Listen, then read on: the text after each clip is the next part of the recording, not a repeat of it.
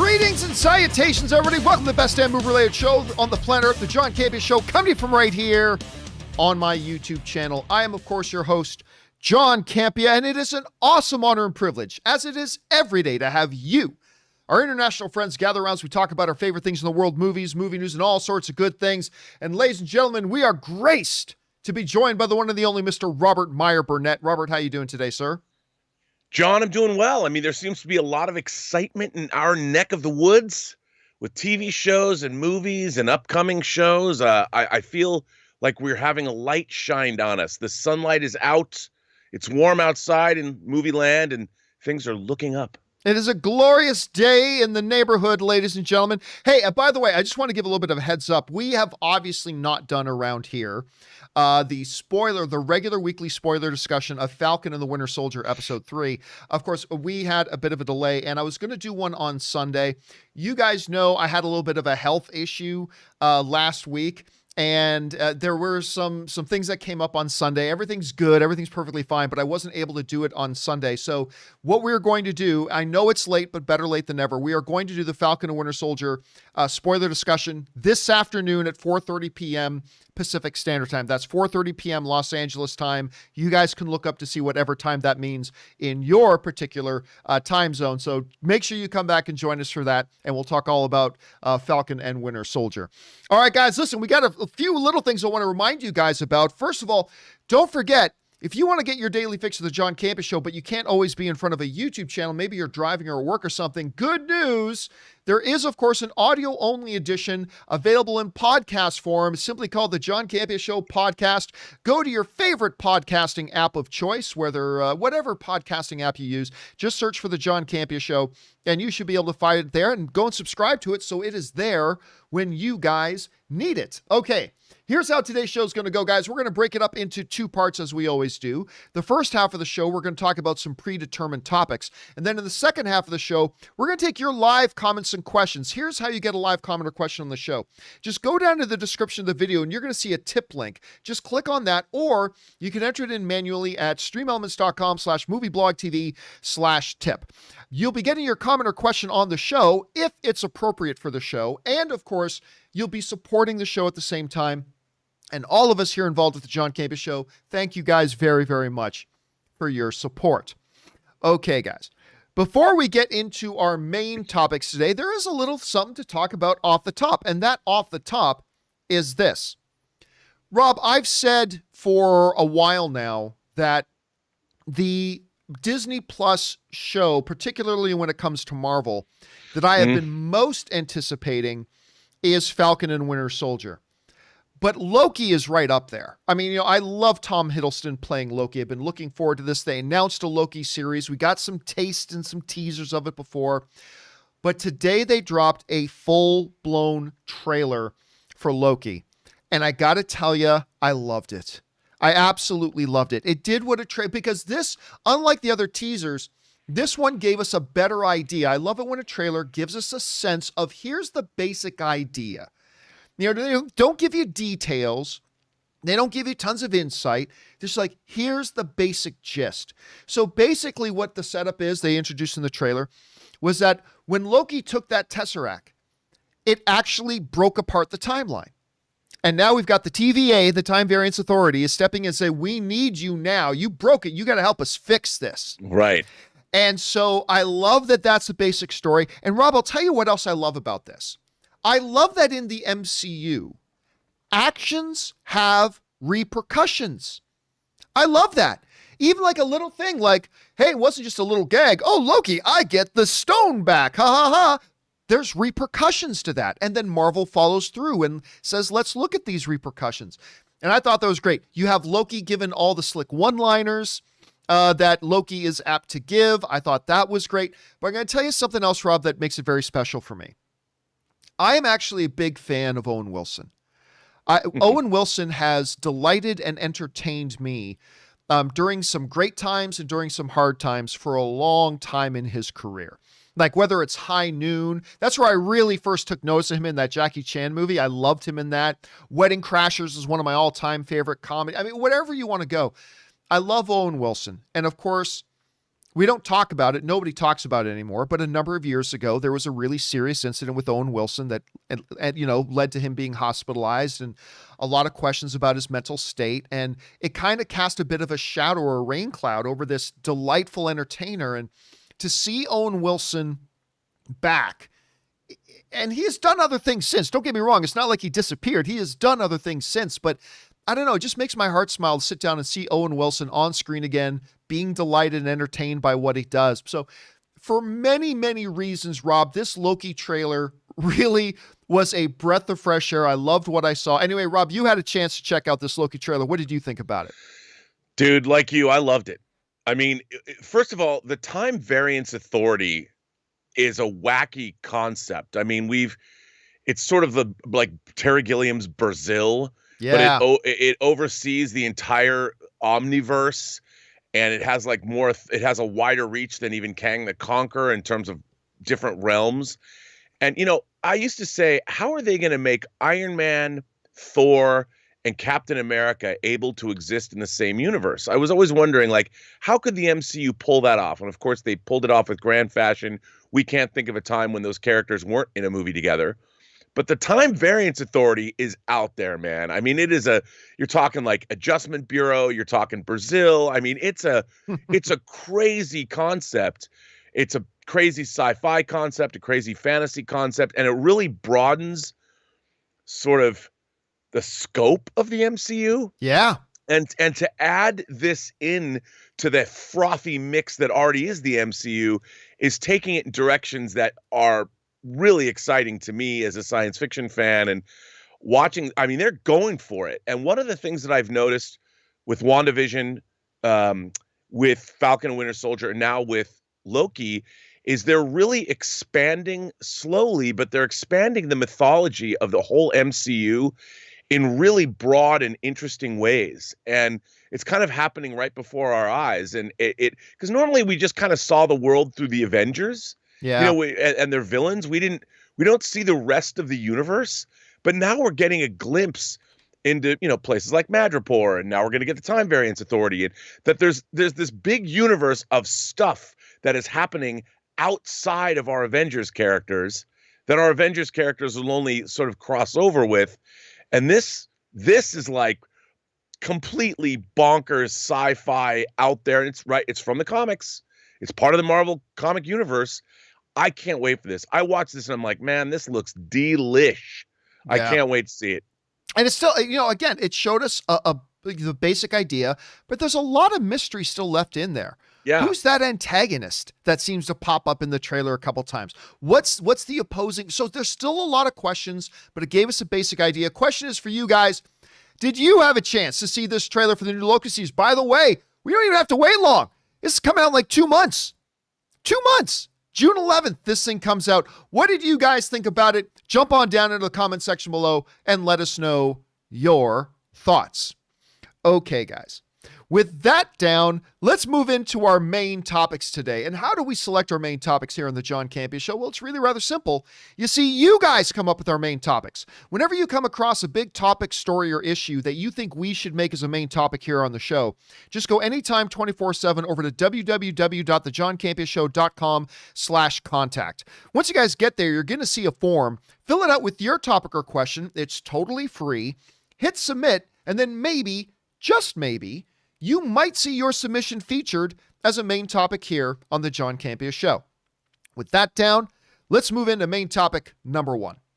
And our first main topic today gets submitted to us by Aaron G., who writes, "Hey, John and Rob, I saw on James Gunn's Twitter over the weekend that the Red Band trailer for the Suicide Squad broke the all-time record for views in its first week.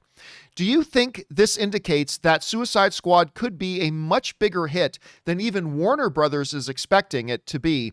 Or do you think it doesn't mean much? Thanks." All right, thanks a lot for sending that in, Aaron. And yeah, look, when the whole drama was going on between Disney and James Gunn, this is of course going back a couple of years when like 10-year-old tweets of his resurfaced and Disney decided to part ways with him. He became a free agent. Every studio in the business started lining up and throwing offers at James Gunn's feet. James Gunn decided to go with Warner Brothers. They gave him his pick of the litter. What do you want to do? They even offered him Superman, Rob. They even offered him Superman if he wanted it. But he said, I want Suicide Squad. And so they gave him Suicide Squad, and I've been really excited and anxious to see it ever since. Then came DC Fandom. And that teaser they gave at Fandom, I couldn't have been more excited for. I thought it was great. And of course, just recently they put out a new Red Band trailer for it, and apparently it broke all kinds of records. This comes to us from James Gunn himself. He wrote this on his Twitter, and he says, I just got word that the Suicide Squad Red Band trailer set a new record for most views of a Red Band trailer. Now remember, Red Band trailer, not any average trailer, but it set a brand new record for most views of a Red Band trailer in a week with over 150 million views worldwide. I'm incredibly grateful to all of you for making this happen. Thank you. And that, of course, came to us from James Gunn on his Twitter account. Now, one of the interesting things about this is knowing which record did he break? I mean, whose record did he break? Well, the record had been held by another Warner Brothers property, Mortal Kombat. The Mortal Kombat trailer that came out too long ago. So that didn't get to hold the record for all that long. Now, listen, 150 million views in the first week is not, let's say, Titanic when you compared it to non-Red Band trailers, but it is still a huge number. Especially, Rob, when you consider Suicide Squad is kind of it's like what Guardians of the Galaxy was before they made the movies out of them. You know, kind of amongst the general population, a much lesser known property with some much lesser known characters, couple of known ones, but much lesser known characters. For this to be able to come out and set those types of numbers, I think it suggests two things. Number one, I think there is more excitement for this property than I think a lot of people assume there would be, including me, to be honest. Yeah. Number two, I think it kind of speaks a little bit to people seeing that trailer and then telling other people they needed to see it. I love the King Shark stuff in it. I really, really did.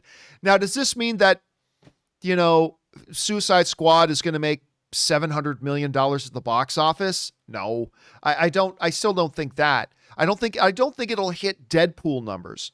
But I do think this movie is going to be a hit, and I think it's going to be a big success. Now, of course, Rob, a lot of this will depend on how good is the movie. The trailer's great, but we've all seen many, many, many fantastic trailers to some really bad movies. So, but I mean, hey, if the movie can get on par with the trailer, this thing could be really successful, and I think the numbers show that there is a lot of interest in this particular movie. How much that'll translate directly to success, we'll have to wait and see. Rob, you saw this tweet from James Gunn.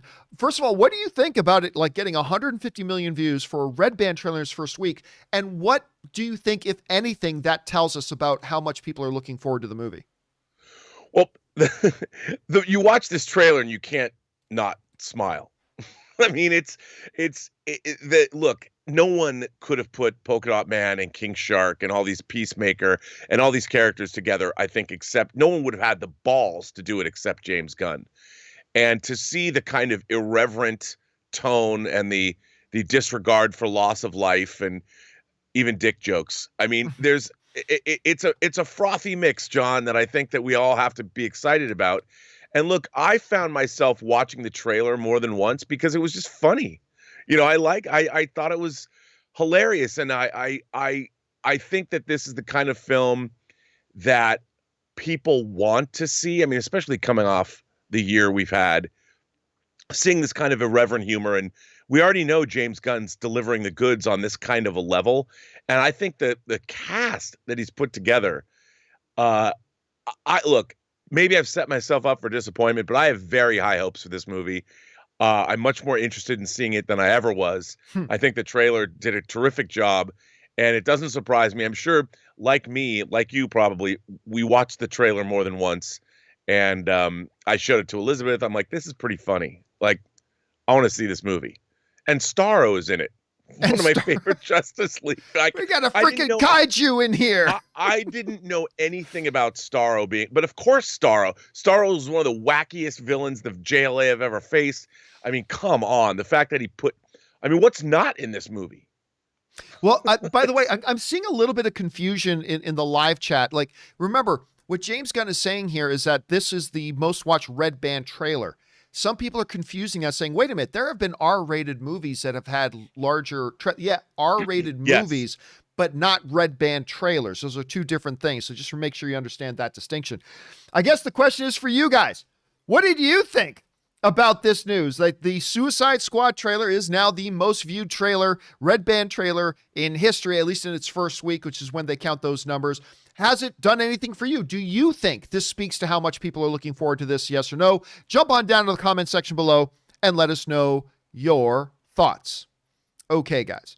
And by the way, Shormick Affy in the live chat sends in a super chat badge in the live chat. Thank you so much, man. I appreciate that. Okay, guys. With that down, let's move on to main topic number 2, shall we?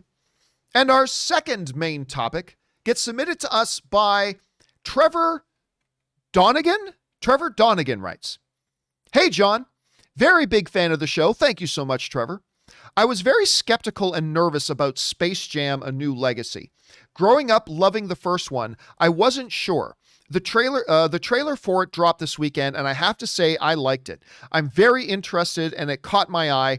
I'm looking more forward to this movie. What do you think of the trailer? Thanks, and stay awesome." All right, man. Thanks a lot for sending that in. And Rob, I've lost track how long we've been talking about, or how long it's been talked about, this Space Jam sequel with LeBron James. It's been years. Like, it feels like it's been a number of years that we've been talking about it. But of course, they went into production. They got it made. The first trailer had come out. And here it is. Now, look, full admission, I am not the biggest fan in the world of the original Space Jam. I know for a lot of people, it's like very, very special. It's like Wizard of Oz. Like, for some people, it's like they have fond childhood memories of it. They're really attached to it. I liked it. Don't get me wrong, but I never thought it was anything incredibly special. So that's just me. So now they're doing another one with LeBron James, and the first trailer comes out, and I went and gave it a peek, and I got to tell you, I'm not impressed. I didn't think it was that great of a trailer. Now, before anybody starts thinking, oh, you must be one of those LeBron James haters. Oh, actually, no, I am a huge fan of LeBron James. I am a massive fan of LeBron James. I think he's incredible. But I didn't see anything in this trailer that made me go, wow, I really got to see this. And maybe that has something to do, admittedly, with the fact that I wasn't the biggest, a huge fan of the original Space Jam. And I'm not saying this movie isn't going to be good. We're just talking about the trailer. I just have to admit, to me, the trailer at best looked meh. I did kind of like, Rob. I liked although it felt very, very much like Ready Player One, but there was a lot in this trailer that felt like wait, is Spielberg directing this? It felt like Ready Player One, but seeing all those other characters and everything, there were a few moments that were kind of fun, like when Daffy says, "Sam, shoot this ball." And Yosemite Sam, I'm like, okay, that's pretty funny. I like Yosemite Sam. But I'm just going to say, remember, the job of a trailer, Rob, we're always saying this, is to take your excitement level, no matter how low it is or how high it is, and bump it up a couple of notches. And I got to say, this trailer didn't make me any more excited for the movie, but that's just my take. Anyway, Rob, you had a chance to see this trailer for Space Jam 2. What do you think about it? Well, I had no idea what it was going to be. Like you, I don't have some nostalgic attachment to the original film. I mean, it was fine. I kind of thought it was a mess all over the place. But I have to say, watching this trailer made me mildly more interested than I was before. Only because, I mean, it looks pretty wacky and pretty kind of over the top, but in an interesting way, like maybe more interesting than I thought it was going to be.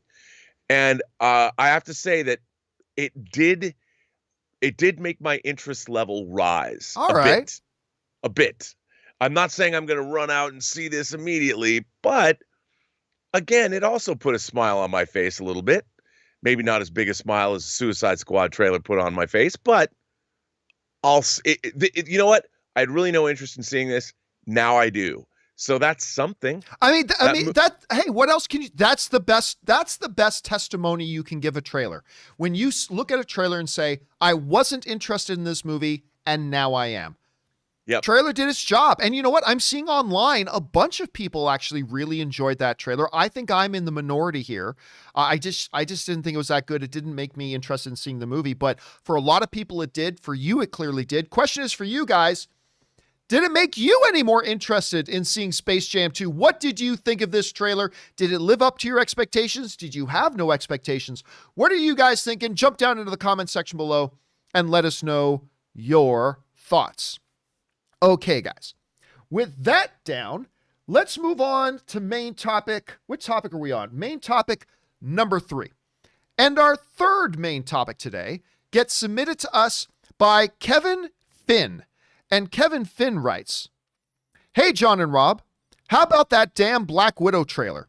It was clearly the best trailer yet for this film. It definitely renewed my hype for this film. I can't wait to experience it on the big screen when the time comes. I know you often mention Black Widow and Hawkeye not headlining, but what did you think? The hype train is back on track? Thanks."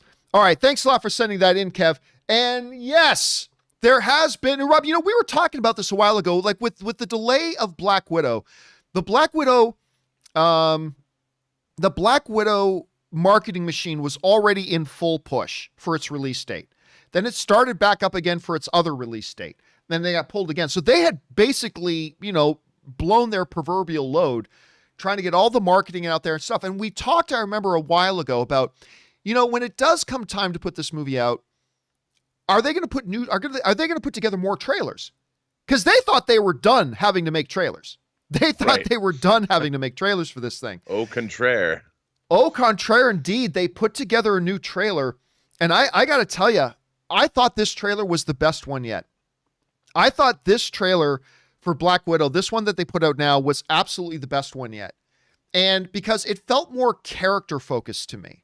You know, it focused in more on the characters themselves. I particularly love that shot where it's the younger version of Natasha and Yelena with David Harbour as their dad saying, "My girls are the strongest." I'm like, I don't know why. For some reason, that shot really appealed to me. And finding out more that this is really going to be focusing in on her character. Now, we also got a little bit of knowledge about this. This comes to us from Cinema Blend, who writes, in Black Widow, Natasha Romanoff, that's Black Widow, confronts the darker parts of her ledger when a dangerous conspiracy with ties to her past arises. Pursued by a force that will stop at nothing to bring her down, Natasha must deal with her history as a spy and the broken relationships left in her wake long before she became an Avenger.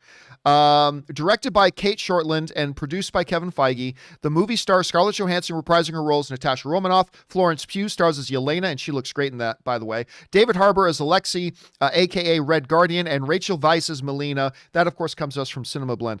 And listen, again, you guys know I love Black Widow in the MCU. I love Hawkeye in the MCU. I think they are fabulous role players in the MCU, and I love seeing them in the MCU. But I have never been all that interested in solo projects from either Black Widow or Hawkeye. And here we are. We have solo projects coming for both Black Widow and for Hawkeye on Disney Plus shortly. That's coming. But I have to admit, while the trailers started to win me over before, I think it's official now, Rob. I'm excited for this movie now. Like, I obviously, it's Kevin Feige doing MCU. I've always looked forward to it. It's like, yeah, I'll see it. Not super stoked this Black Widow, but whatever. I got to say, I think I've come full circle now that I am legit not just excited for a Black Widow. I'm legit excited, period, for this now. And I think this trailer is what did it for me. Again, seeing more in this trailer of it being more character grounded. I'm really looking forward to David Harbour in this as their dad. I'm a big David Harbour fan. I'm really looking forward to seeing what he does in this. So for me, this thing was a big win. Rob, first of all, did you think it was even necessary to do yet another trailer for Black Widow now that it's finally going to be coming out? And what did you make of the trailer overall? Well, you know, I've always been a fan of this movie coming out because I'm a huge James Bond fan, and I love movies about spies and espionage and all that. And I think, as you did, this is the best trailer that's come out because it leaned more heavily. Like, we know they can do action, but this did lean more heavily into the story of it. I mean, I didn't expect to see young Scarlett Johansson or an actress playing young Natasha Romanoff. I mean, you realize that we're really going to delve into her past, and we're really going to see their family dynamic. And again, I should just know that these movies are going to be character driven, because that's why I've really liked them. And the action will be great, but it gave us a little bit more of a glimpse of the plot itself. And Florence Pugh, I'm falling madly in love with her after each performance she gives. She looks badass too. And I think that there's nothing about this film that I'm not digging. And even the effects, like that free fall sequence, after watching Falcon and Winter Soldier and knowing how they can do flying effects, like flying effects are notoriously difficult to pull off and make them convincing. This movie looks like it's just everything I want. So I can't wait to see it. I'm kind of bummed it's not coming out in May now, especially on the heels of Godzilla versus Kong. People want to go back to theaters, clearly, but I guess I can wait a little longer. It's with Florence Pugh too, because correct me if I'm wrong, but is it not already officially announced that she's also going to be appearing in the Hawkeye series? Yeah, I think so. Yeah, like they're moving. Yeah. She's going to be playing Yelena in the Hawkeye series. So clearly they have plans for her and this character moving forward. Again, I don't know. Maybe the movie will suck. Of course, it might suck. But I got to tell you right now, this new trailer has really bumped up my anticipation level. Yep. For a character that I have never been all that interested in seeing in a solo project. Question is for you guys. Did you have a chance to see the new Black Widow trailer? If so, what did you think? Was it even necessary for them to put together new trailers for this? Maybe you thought it was a little bit of a waste of time. How are you guys feeling about it? Jump on down into the comment section below and let us know your thoughts. Okay, guys. With that down, let's move on to main topic number 4. And our fourth main topic today gets submitted to us by Stephen Calderon, who writes, I saw Godzilla vs. Kong in theaters on Saturday. Loved it. The film delivered a record opening during the pandemic with $48.5 million in the first 5 days. This is a great sign for the box office. Do you think this means more people saw this film in theaters rather than sitting at home to watch it on HBO Max? All right, thanks a lot for sending that in, Steve. And yeah, of course, for the last while, we've been talking about Godzilla vs. Kong. I went to go see this damn thing in a movie theater, the way it's meant to be seen. I had a great time. Is the storyline the best? Absolutely not. Are the human characters great? Absolutely not. Actually, half of the human characters didn't even need to be in the movie. But this movie delivered. It was exactly what we needed.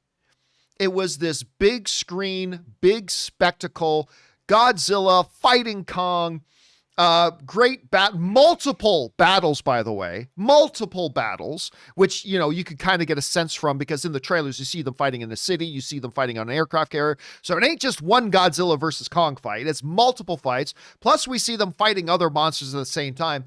And it was great. And I don't care what anybody says. I like the little girl in this movie. That I could do without a lot of the other human characters, but I thought it was wonderful. Anyway, we talked last week about this incredible opening that it had of like $9-something million on its opening day. It just wrapped up its first 5 days after the weekend.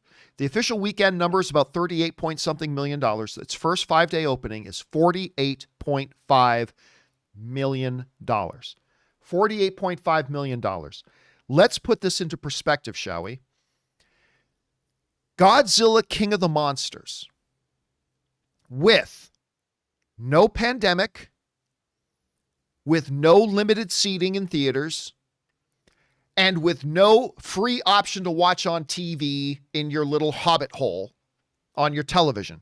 With none of that, the 5-day opening for Godzilla King of the Monsters was $56 million. And that's not bad. I mean, they were hoping for better for that movie, but that's not a bad opening. With no watching at home option, with no pandemic, and no limited capacity theater seating.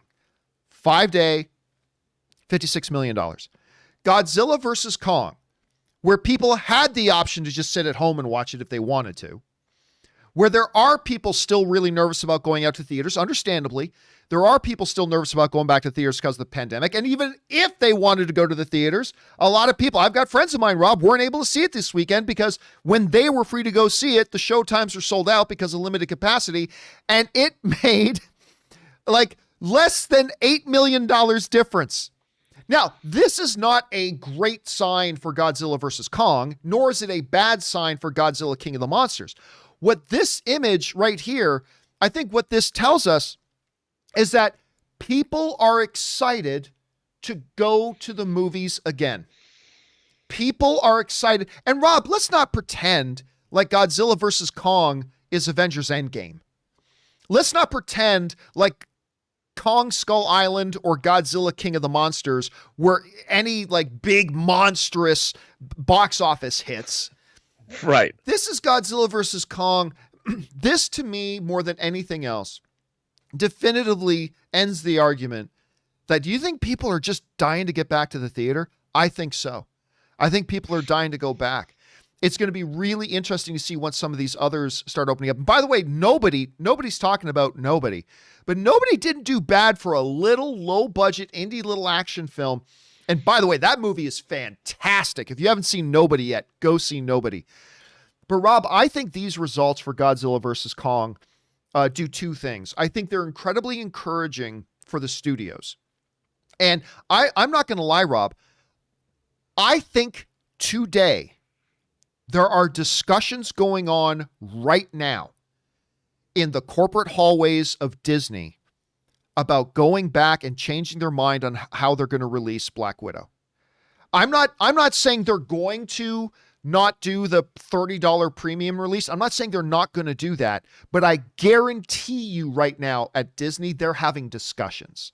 They're at least sitting down and going, guys, mother effing Kong versus Godzilla just about made $50 million in its first 5 days. And by the way, you know how much it made for premium video on demand? $3 million in premium video on demand. $3 million. It's made, Rob, $286 million worldwide already. $286 million worldwide already. I guarantee that Bob Iger and Bob Chapek are on the phone, maybe with Alan Horn and a couple, and obviously they're going to loop in Kevin Feige into this and say, look, and we sort of were nervous about the environment, so we said we're going to do Black Widow with premium on demand and theaters. Should we just go straight to theaters? And again, I don't know if they're going to do that, but I think the discussions are happening. Rob, I also think this is incredibly encouraging for the theater industry to see like our first real big film. And not even monster blockbuster, no pun intended, not even a monstrously big blockbuster film, but the first big film to come out. You know, there are vaccinations happening. Are people feeling comfortable? Are we back to 2019 levels? No way. We got a long way to go for that. But this has got to be encouraging for the studios and for the theatrical industry at the same time. And I tell you who else, Rob, it is encouraging for people like us, movie theater goers, to get back in the movie theater. I watched Nobody. I watched Godzilla versus Kong. It was so much fun, and it's so good to see so many people want to go back and watch it as well. Anyway, Rob, you know, you had a chance to watch the movie itself, but really focusing on the box office results. What do you think about these results, and what do you think the implications of this kind of success could be? Well, clearly, people want to go back to the theaters. They want that communal experience, and I think they looked at this. Everyone knew this it's a ridiculous kaiju film and all that, but what fun. Like, this movie promised people fun. Seemingly it delivered. A lot of people went to the theaters. AMC stock is up this morning, John. I think that this shows that people want, I mean, going to the movies is a luxurious pleasure that we've had. Even during the Great Depression, when people were so poor, they would go to the movies and make themselves feel better. Movies are a thing that promise a good time, and to have those taken away from our society, it's that was a bad thing. And I think that having movies come back, it's sort of a respite from the real world, and it people want that. They want to go back, and I think you're right. I think they're probably talking at Disney going, look, you know, 300 million, this movie could top out. It might make another 200 million worldwide, depending, because there's not a lot of competition.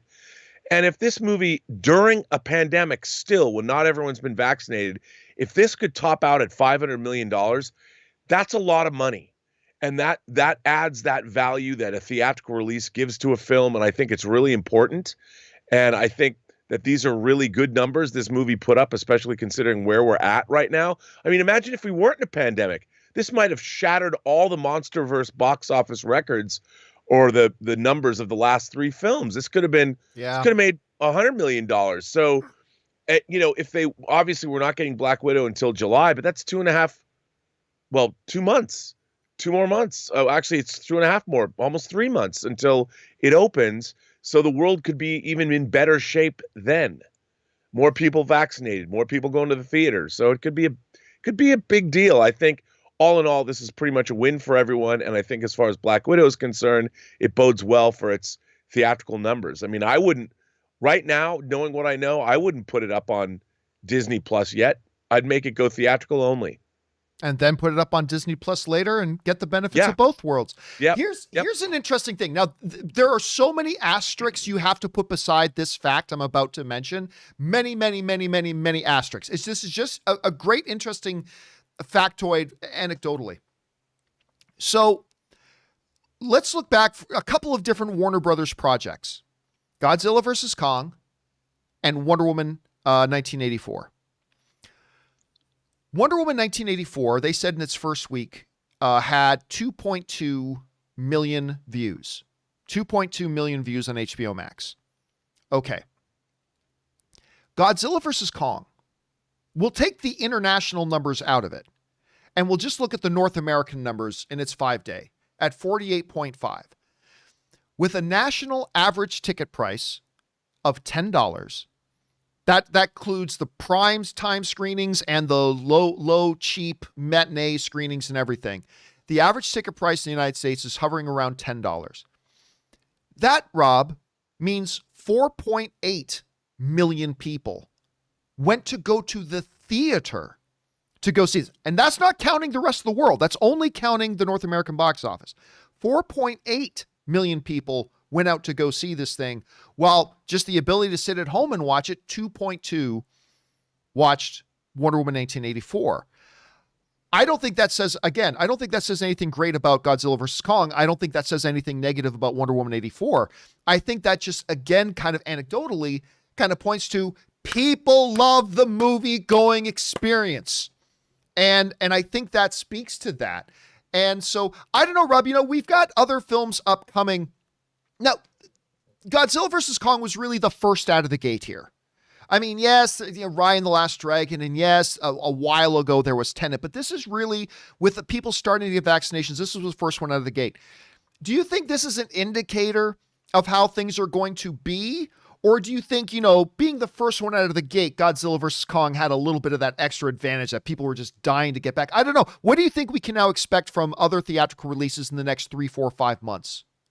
Well, I think, look, there's a lot of, not everybody even loves giant monster movies. That's something that doesn't necessarily appeal to everyone.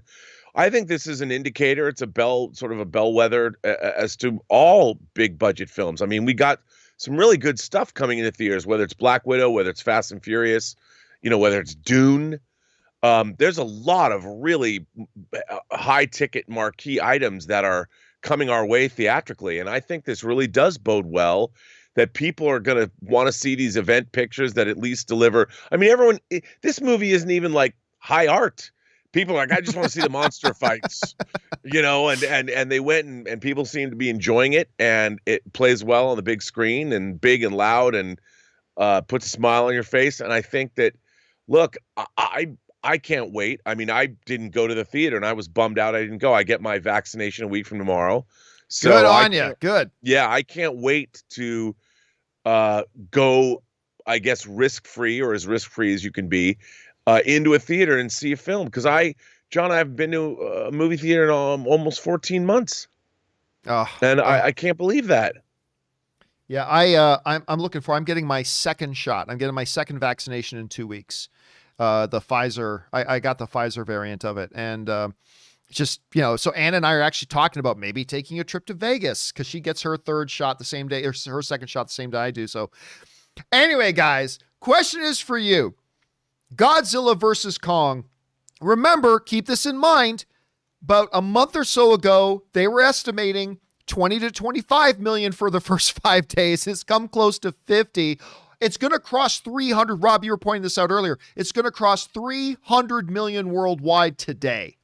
Today, it's going to cross 300 million worldwide. Incredible success. What do you think the ramifications of this? What messages can we take from this kind of success, if any? What do you guys think about this? Jump on down into the comments section below and let us know your thoughts. Okay, guys. With all that down and out of the way, let's now move on over and start taking your live questions, shall we? And let's not waste any time and jump right into it with your live questions. We're going to get things started here with Sempaigar, who writes in, my favorite MCU film is Civil War. My favorite MCU characters are Cap and Bucky Barnes / Winter Soldier. Bucky takes on Tony, Natasha, T'Challa, and Sharon and wins. Well, he did. Well, just be clear. He didn't. Tony wasn't in his armor, so that doesn't really count. Natasha doesn't have super soldier serum.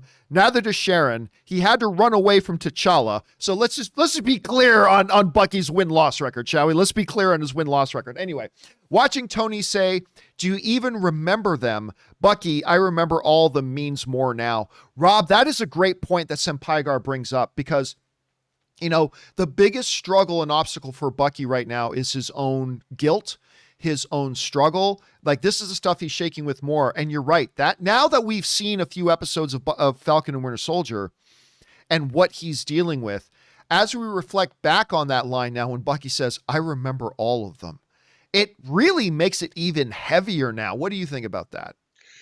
Well, I think so too. I mean, a lot of this show is him dealing with trauma in some way, shape, or form, which is kind of also what WandaVision was dealing with, and I think yes, legitimately so, and it gives just more dimension and more weight to the character, and you know, we haven't delved into that, and I think that I you know, Sebastian Stan is really, I think, killing it on the series. I've been a huge fan of what I've seen out of this show because it's kind of exactly what I wanted it to be, you know, and we are getting that Lethal Weapon, that action, the buddy cop action thriller vibe, but I'm really enjoying how they're expanding the role of the rest of the world, like Madripoor and meeting Sharon again, and Baron Zemo, Daniel Bruhl is just crushing it.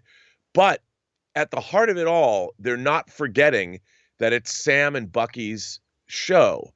And we're really getting glimpses of who they are as characters, more so than we've ever been given before. And I think it's fascinating, and it's really working for me.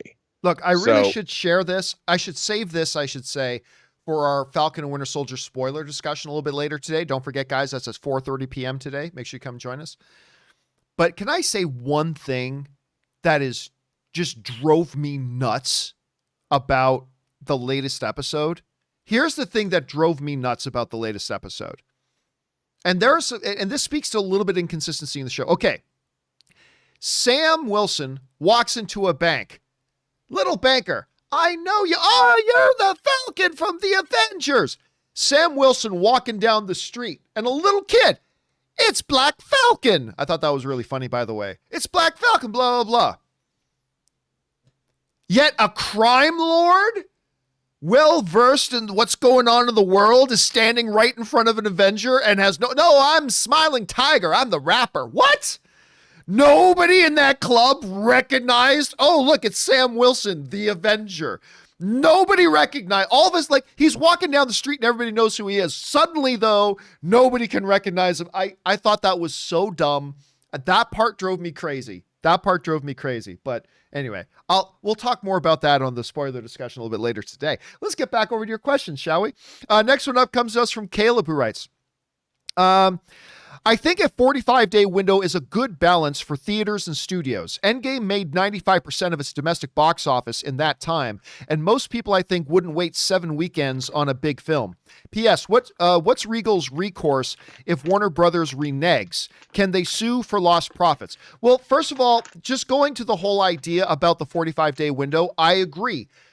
5 years ago, that wouldn't have worked. But more and more, and we've been talking about this on the show, when you analyze the movie-going habits of the general audience, more and more people see a film, if they're going to see it at all, in its first week or two of a release.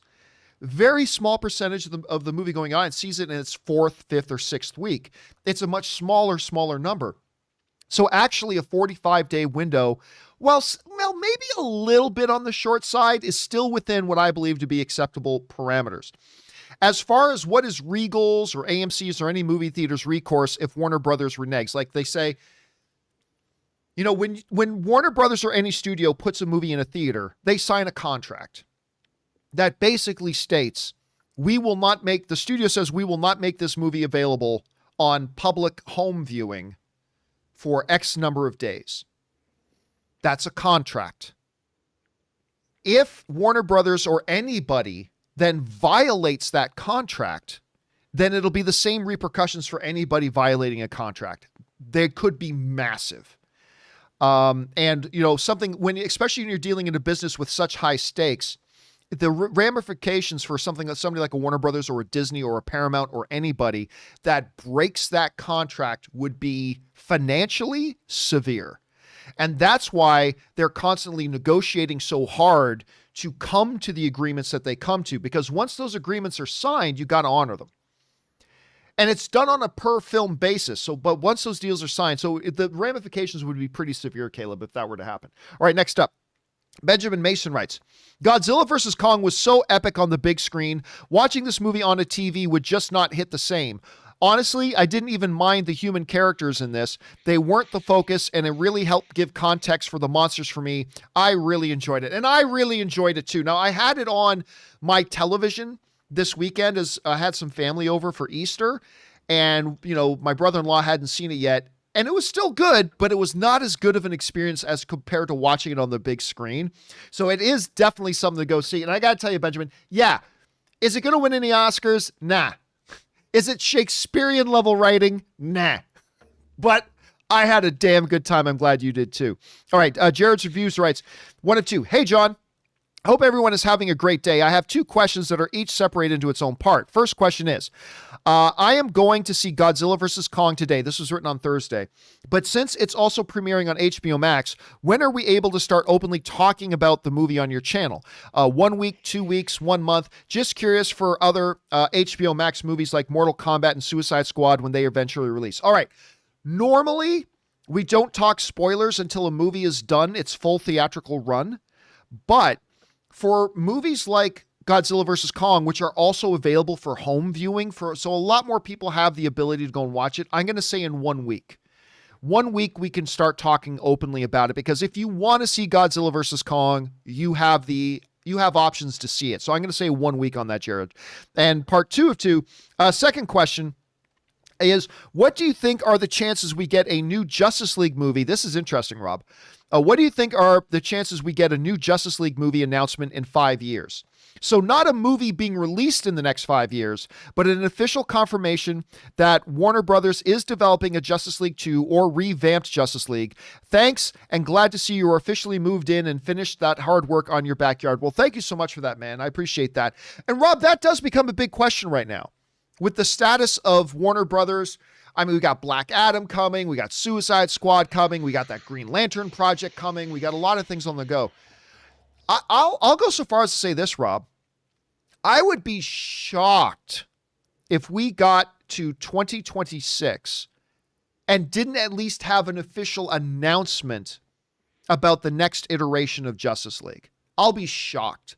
So I'm not going to sit here and say 100% chance that we'll get an official announcement of a new Justice League within 5 years, but I'll say like 95%. Like I would be completely surprised. I think Walter Hamada and his probably counsel have already come up with their roadmap to the next Justice League. And I don't think either Hamada wants to wait 6 or 7 years for it. And I don't think the Warner Brothers shareholders want to wait 6 or 7 years for it. But again, I think I'd be shocked if we didn't get an announcement in the next 5 years. What do you think about that, Rob? I think that we could get an announcement. I think it's really going to depend on, obviously, Aquaman would be the standalone movie that made $1 billion. So yes. We know that Aquaman is definitely going to be in the new Justice League movie. But after the pandemic, if Wonder Woman 3 makes $1 billion and say Black Adam makes $1 billion, and if they have, or not $1 billion, but close to it, if they can develop these individual single films that are viable on their own, it makes sense to put these characters together into another Justice League film. And it might look different than the last Justice League movie. But I bet we'll get one probably even sooner than 26. You said 2026? Yeah. I think we'd probably get one even before then. But again, it'll be, I think, more performance based, because look, who doesn't like these characters? And I have to say, one of the things that I love the most about Zack Snyder's Justice League is the interaction between the characters. I liked it. I liked it more than the wacky sort of forced humor of the only scene I missed from Justice League was the scene where Aquaman's telling the truth because Diana's lasso, her magic lasso, is touching his foot or something. I like that scene, but it didn't really belong in Zack Snyder's Justice League. But I like seeing those characters work together. I would like to see that group together again, and even Ben Affleck, and he's getting older, but bring him back. And I liked it. I'd like to see those characters come together in another Justice League movie. Yeah, I think we all know that we're not going to see Ben back in that, unfortunately. I know. Unfortunately. I'll tell you, the one scene that I really missed from the theatrical version, well, there were two that I missed. I personally didn't miss the lasso one, but the two that I did miss was, I really did love that exchange between Superman and Batman, like when he first awakes and Superman is battling the Justice League, and Batman says to him, "The world needs you," and Superman looks at him and says, "But does it need you?" And I loved that line. Yeah. I also really missed the one Ezra Miller part that I really did like in the theatrical version was when Batman, again, it involves, obviously, any of my favorite parts involve Ben Affleck's Batman, but when Ben Affleck is talking to Ezra Miller and they're in the underground sewer system and they're getting ready to go into fight, and Ezra gives this thing, it's like, "I've never gone into battle. Like I go and I push people out of the way." Like, and Batman says to him, I love what Batman said to him. Batman says, "Just save one person. Just save one." Because Batman knew that once you do it the one time, you're going to discover a part of yourself that you didn't even realize was there. And that was the subtext to it, right? And I really did like that one part. I understand why they cut that out, because that wasn't part of Zack's original movie. So I totally understand why they cut those scenes out. But I did find myself, the two parts from the theatrical I actually missed were those two scenes. But anyway, okay, let's move on, shall we? Okay.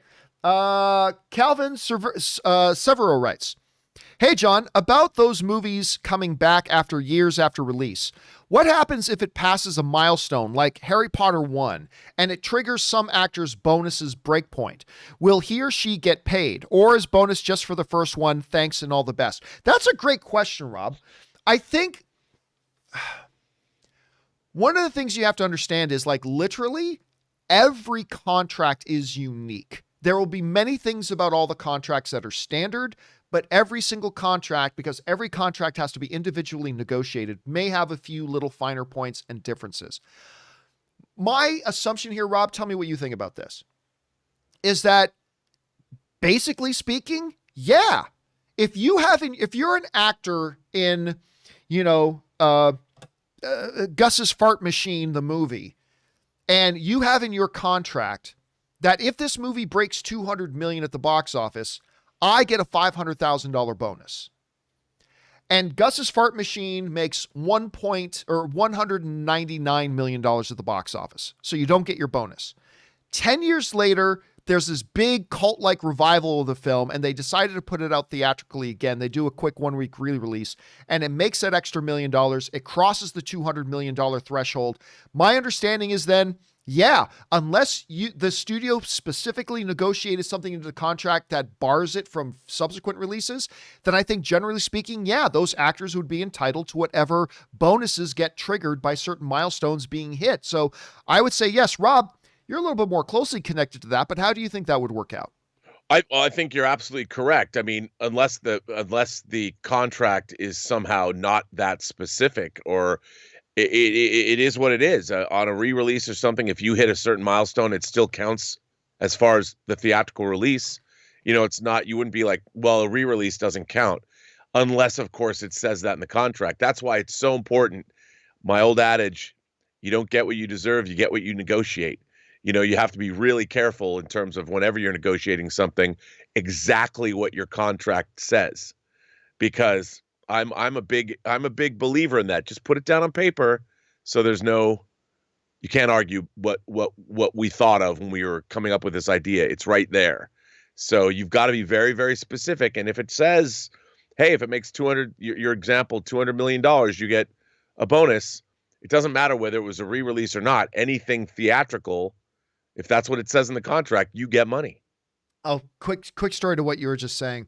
So I was doing something with Lionsgate, and we had agreed verbally on certain things. And so their department then sent me the contract to review. And I'm like, oh, I sent back some notes. I'm saying there's no clause in there about this, which we discussed and agreed on. And they got back to me. It's like, oh yeah, you don't have to worry about that. Like, that's going to be standard. Don't worry about that. We don't actually have to put it in the contract. And I'm like, you may or may not know this, but I worked in law for a number of years, and I damn well know that has to be in writing in the contract. So yes, put that in and so it created some tension, but it did get done and it was all fine. And I'm sure they probably weren't trying to scam me, but so they put it in and it was all fine. But yes, you're right, Rob. In anything, it's not just the entertainment business. This is good for any of you guys. Anytime you're getting into any contractual agreement, whether it's your car purchase, the purchase of a home, a performance contract, whatever it is, don't just take what you guys discussed as being now official. Get it in writing. Always get it in writing. It's a very, very important thing to do. Anyway, let's move on here. And next up, Calvin also writes, also with Murder on the Orient Express and Johnny Depp and now Death on the Nile and Armie Hammer, will the next Detective Poirot movie predict the next lead male actor scandal? I guess that's kind of true.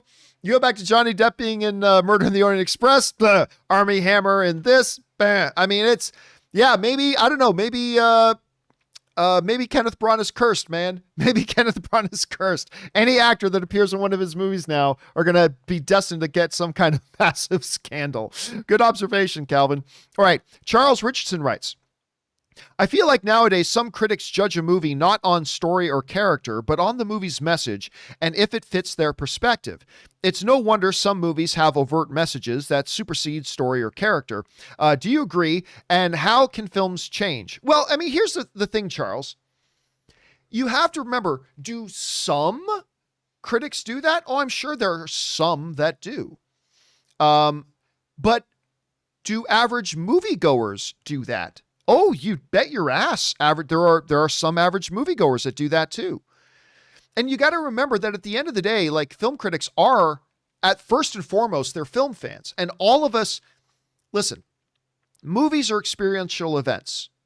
And we all experience them in different ways. And some things mean more to certain people than to others. That's just the way we're built. And maybe to some people, part of their enjoyment, it might be you, it might be your mom, it might be a film critic for the New York Times. Some people, what really hits them the most and gives them their experience is the message of the movie. I'm not one of those. To be honest with you, I'm not one of those. I'm more about the character and the story. I'm not really much one for the message of a movie, but there are people who that does affect them more seriously. And there's nothing right or wrong about that. Rob, the movie I always go back to when talking about how much should the message of the movie influence your enjoyment of the film, the one I always go back to is $1 Million Baby. Clint Eastwood masterpiece, won many Academy Awards. Nominated for many Academy Awards. One of Clint Eastwood's best movies. At the end of the film, and by the way, this movie's like, I don't know, 20 years old. If you haven't seen it, then you're not interested in it. But just to give you a bit of a warning, I'm going to give a bit of a spoiler here, okay? At the end of the movie, and what was the name of the actress who was in that? She won 2 Academy Awards. One for this movie. Hilary Swank. Hilary Swank, thank you. She won an Academy Award for this. She's won 2 Academy Awards. She's great. But Hilary Swank's character ends up paralyzed. And she's in the hospital. And she tells Clint Eastwood she doesn't want to live. If she can't box, if she can't fight, if she has to live paralyzed, she'd rather die. And she asks Clint Eastwood's character to help her die. And so Clint Eastwood's character goes off, he agonizes over the decision, and ultimately he decides to help her kill herself. This caused a lot of controversy at the time. There were even protests in front of the Academy Awards that year saying Clint Eastwood thinks handicapped people should be put to sleep. Clint Eastwood thinks that. And it's like, at the end of the day, no. Clint Eastwood isn't saying he believes. Clint Eastwood's just saying, is presenting us a story about this fictional character, a conundrum that they faced and the decisions that they made. He wasn't making any sort of statement about what everybody should or should not do or the value of life or anything like that. This is the story of a guy who faced this decision and made this decision. For some people, and I don't think this is either right or wrong, for some people, the message of the movie impacts them more than it does other. Maybe that took away from their enjoyment of the film. For me, it doesn't. It's not a guidebook for life. It's the story about different characters making different decisions under different circumstances. And so that means it to me. But yes, when you ask, do some critics do that? I'm sure there are, because there's a chunk of the movie-going population that also gauges their enjoyment on whether the message is there. It doesn't for me, but that's part of the reason, Rob, why we're always talking about how you can get one movie and so many different people have so many different reactions to it. Anyway, he's asking, judging a movie by its message over its story or characters. How do you approach that? Well, like you, like every story, I'm all about the characters and the story that's being told. And I think a great story, if it's a quote unquote message movie, the story has the message inherently baked into the story that's being told. It's not a part. It's not like, okay, here's the moment where the movie's gotten to the message it wants to impart to the audience. The story itself should have that baked into it. I think about, I don't know why this just popped into my mind because you said Clint Eastwood. I'm thinking about Unforgiven. Now Unforgiven is a great deconstruction of the Western mythology. And there's a scene where William Money is having a conversation with a Schofield kid, and the Schofield kid is horrified because he's killed his first man. He pretended with bravado that he'd done it before, but he really hadn't. And he kills a guy while he's going to the bathroom. It's the most unglamorous thing ever. It wasn't a gunfight, and Clint Eastwood is like, you take a hell of a thing killing a man. You take everything he has and everything he's gonna have. And Schofield kid's like, well, I don't know, did he have it coming? And Clint Eastwood's like, we all have it coming, kid. And that's kind of the message of the film is you need to lead a life that's worth living. You need to straighten up and fly right, and you need to really understand what priorities are. But it's I wouldn't say that's the message of the movie, but it's definitely something that it's inherent in the story, because this is something William Money has learned after his life of wickedness and drinking and being a horrible outlaw. Then he meets his wife and falls in love, and she turned him into somebody else, and he realized what was important in life. And while that might not have been the overt message of the movie, it was still baked into the story. And during those moments between Eastwood and the Schofield kid, you get that message. It's there. And I think that's what makes Unforgiven, as a deconstruction of the Western and as a great Western in its own right, a great movie. Because it does have something to say, but it's not like, here's a feel-good message movie. Certainly isn't that. But it has a message, and it's there because of the story and the characters. All right. And by the way, my favorite Western of all time. Still my favorite Western of all time. All right, let's move on here. Next up, Calvin writes, John, with all the air cut talk, that's been put to rest. I thought I was crazy for a moment. I checked my Blu-ray box, and yes, I have an extended cut with 15 extra minutes. So, who did it if not air? Also, is two versions of the movie not being made by the same director? Well, here's the thing. There is a difference. And Rob, I think you'll back me up on this. There is a big difference between a director's cut versus extra footage, right? Because the director's cut could fundamentally, you look at Kingdom of Heaven, it's not just that some scenes were deleted. It's a little bit of a reorganization of the movie in some way. A director's cut, because they fundamentally changed a lot of Suicide Squad. They didn't just delete 15 minutes of stuff. They kind of changed a lot of the movie. This deleted 15 extra minutes cut back in is not, Ayer's, original vision. So yes, sometimes they might be the same thing, but most of the times a director's cut versus like deleted scenes are two different things. Rob, how would you explain that? Well, they are two different things. I mean, the difference sort of between we now live in this world, I think, where there's a schism between what people think is a theatrical version, what people think of as a director's cut. A lot of directors will tell you the theatrical versions of their movies are their director's cuts. But, when you're making a movie at a studio, there's economic concerns. I mean, sometimes directors are contractually obligated to deliver a certain cut. Like certainly Peter Jackson had that. I mean, the ultimate example to me of theatrical cuts and director's cuts is the extended versions of Lord of the Rings. I prefer the extended versions of Lord of the Rings. I think they're much more fully realized, but Peter Jackson himself will tell you the theatrical versions of those movies were not compromised in any way. Like those are the movies that he wanted to make. The extended versions just enhance what is already there. Right. So, and I think with, it's just, look, you can add every single movie that comes out, John, as you know, has something cut for time or something that's extraneous or something that you don't need in it. But it might play better, or if you're making a movie that's 90 minutes, it feels good, but after the movies come out, then you can release something that's longer and people have already been satisfied by it, and you're just giving them more of a good thing. So I think philosophically, there's a lot of, I don't know how you would. It depends, man. I mean, yeah. Every film's gonna be unique, and every film's gonna have. I personally, on the whole topic, I still always go back to. I've mentioned this a lot. I remember the Braveheart director's commentary for Braveheart, and Mel Gibson is talking, and he's talking about a bunch of scenes that he deleted from the movie.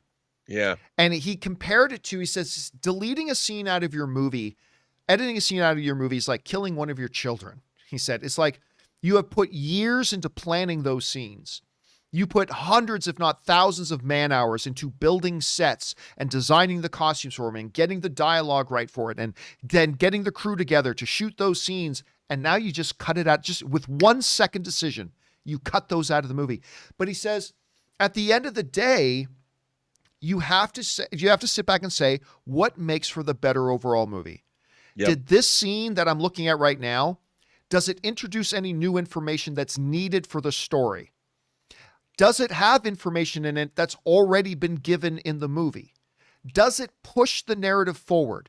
And he said, at the end of the day, no matter how good you think the scene is, if it doesn't do those things, you got to take the scalpel to it and you got to cut it out. It makes for a better overall movie. And he said, and I love the way he described it. And I think more directors today maybe need to be reminded about that. Anyway, all right, let's move on here.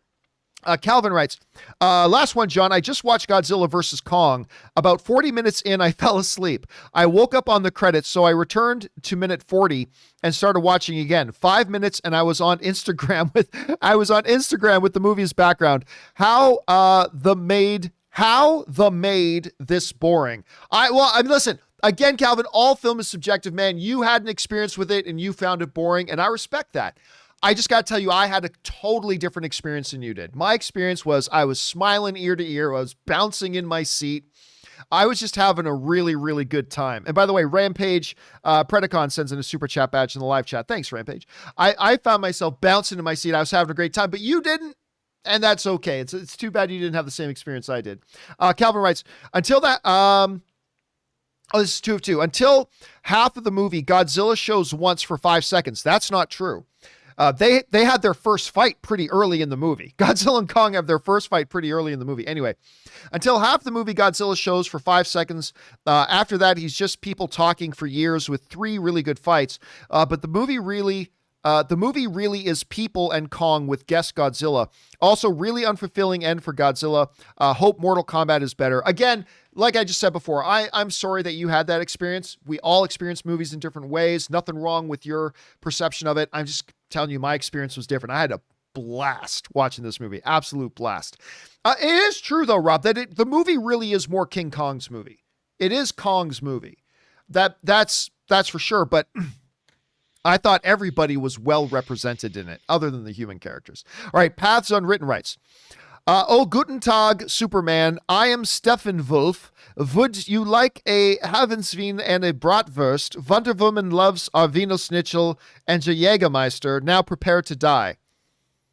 I'm not quite. Is that a Mystery Men reference? Is that a Casanova Frankenstein reference? I don't recognize it otherwise. I'm thinking, a Bond reference.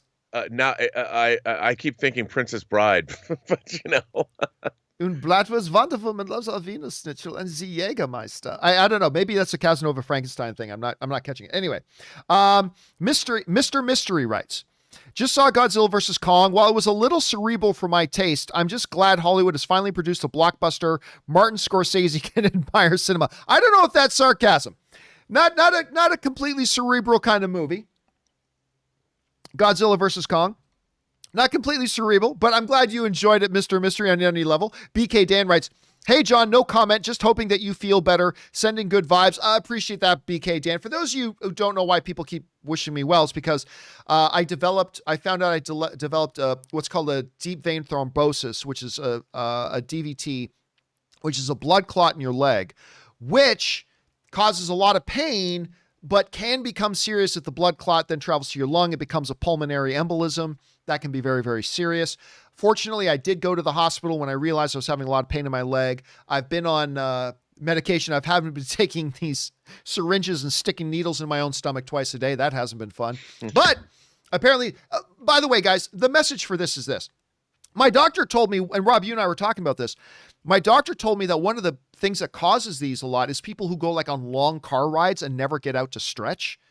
That can cause them. The bottom line is this, guys. If something doesn't feel right, get it checked out. Because I went almost a week without getting it checked out because I thought it was just a bad muscle pull. And then I started to suspect when it lasted that long, I finally went. So message here, guys, and it's not just about your legs. If something feels off, go get it checked out because maybe it's nothing. It might be something more serious. So make sure you go and get it checked out. Anyway, that's the message of the day. Okay, thanks for that, BK Dan. Next up, a Silly Goose writes, I thought there are several theaters, although I should say, there are several theaters open near me. I drove 2 hours to see Godzilla vs. Kong in IMAX on Wednesday. I knew it had to be seen on the biggest screen possible. First movie I've seen in a theater in 8 months, and I was smiling the whole time. And you are right. We often hear people, Silly Goose, use that phrase. Got to see it on the biggest screen possible. Godzilla vs. Kong absolutely lives up to that adage. Now, look, not everybody's in a position that they can go to a theater right now. So if you got to watch it on HBO Max, watch it on HBO Max. But if you have a viable option open to you to see it on the big screen, it is one you got to see on the biggest screen possible. Any movie screen will do. If you have the option for IMAX, do that. So good on you, Silly Goose, for making that extra effort, man.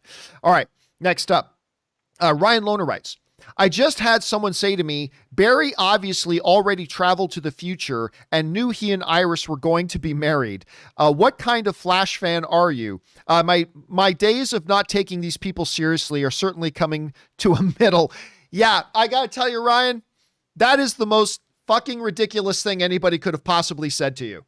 That is the most ridiculous thing anybody could have said to you. So I understand your sentiment, Ryan. I totally understand your sentiment.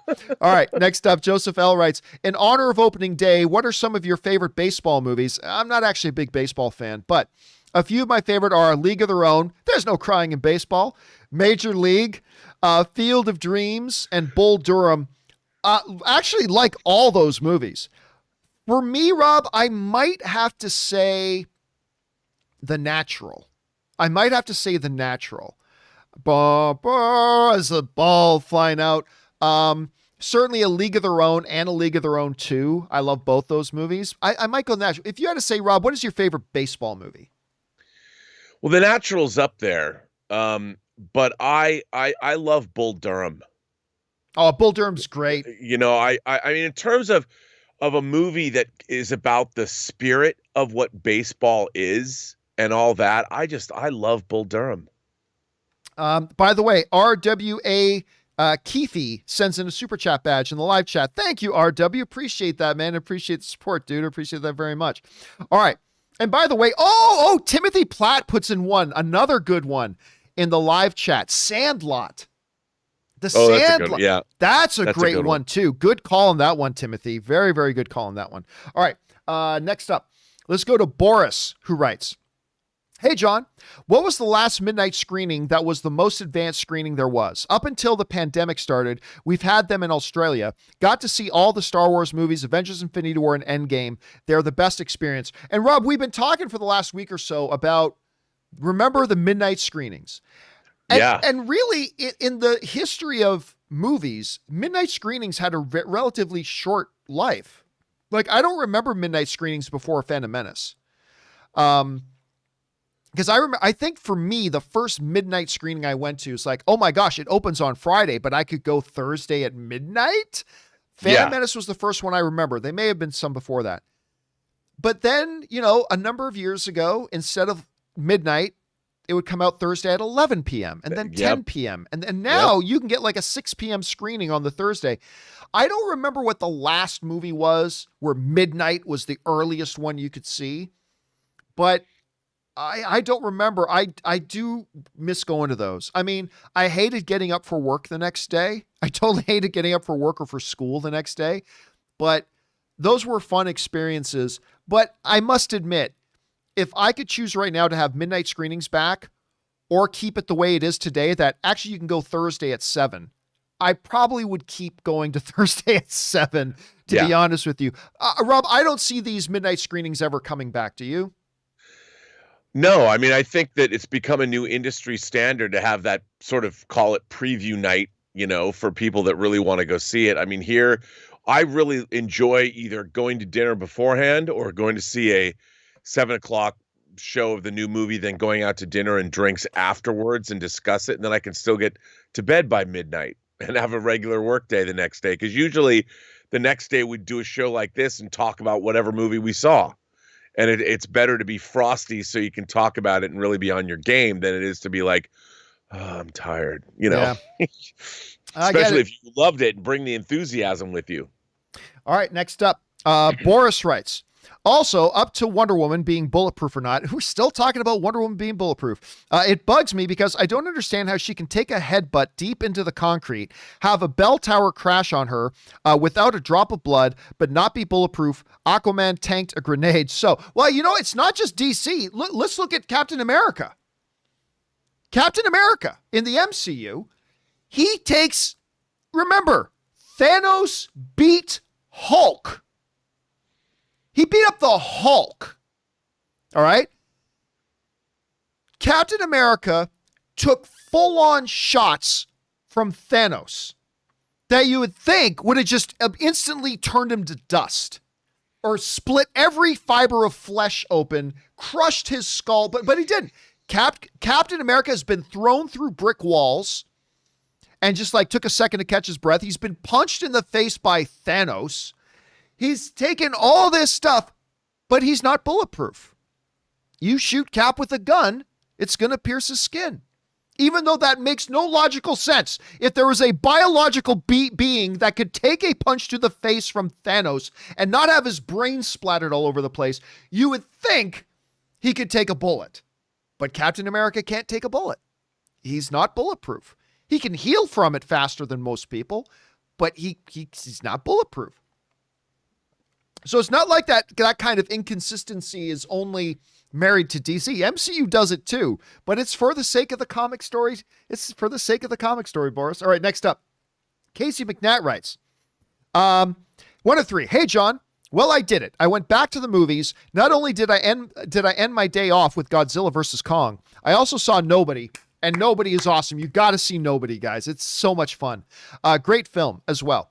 It was great getting to sit in a theater again, and it was great to taste movie popcorn again. And from what I saw, the theaters were following the protocols to keep people safe. As far as Godzilla vs. Kong goes, I loved it much better than Godzilla King of the Monsters, in my opinion. Wasn't too keen about all the human parts, but the monster fight bits were awesome. It was a great experience, and I cannot wait to go back next month for Mortal Kombat. Rob, I gotta say, one of the unexpected byproducts of how much fun I had watching Godzilla vs. Kong was the fact that I only gotta wait a little while for Mortal Kombat.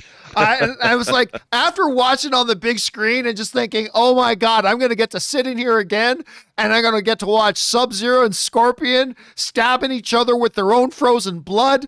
And it's going to be awesome. And it did that, Casey. You know, we talk sometimes, Rob, about, you know, studios love when other movies coming out before them get received great, because if a movie delivers a great experience at a movie theater, then that person sitting in the movie theater having a great experience, they're excited about coming back to the theaters for another great experience. And it's funny, but watching Godzilla versus King Kong just made me more excited. Like Casey is saying, it just made me more excited to go and watch Mortal Kombat. I am now more excited for Mortal Kombat than before I watched Godzilla vs. Kong. I don't know, do you find you have that sort of experience as well? Yeah. No, absolutely. I mean, you know, happiness begets happiness. If and if you have an experience, it's like, I want more of this, and let's have more of this. And I think that, another thing, John, movie going to us, to people who are big movie going fans, it's not just going to see a movie.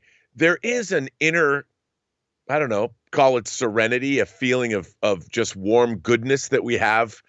The experience of seeing movies in a venue, in your favorite venue with big sound, and you got your popcorn or your soft drink, whatever you have, it's cathartic, and it makes you feel good. And it's something that you can't downplay how important it can be to people like us who've been doing it our whole lives.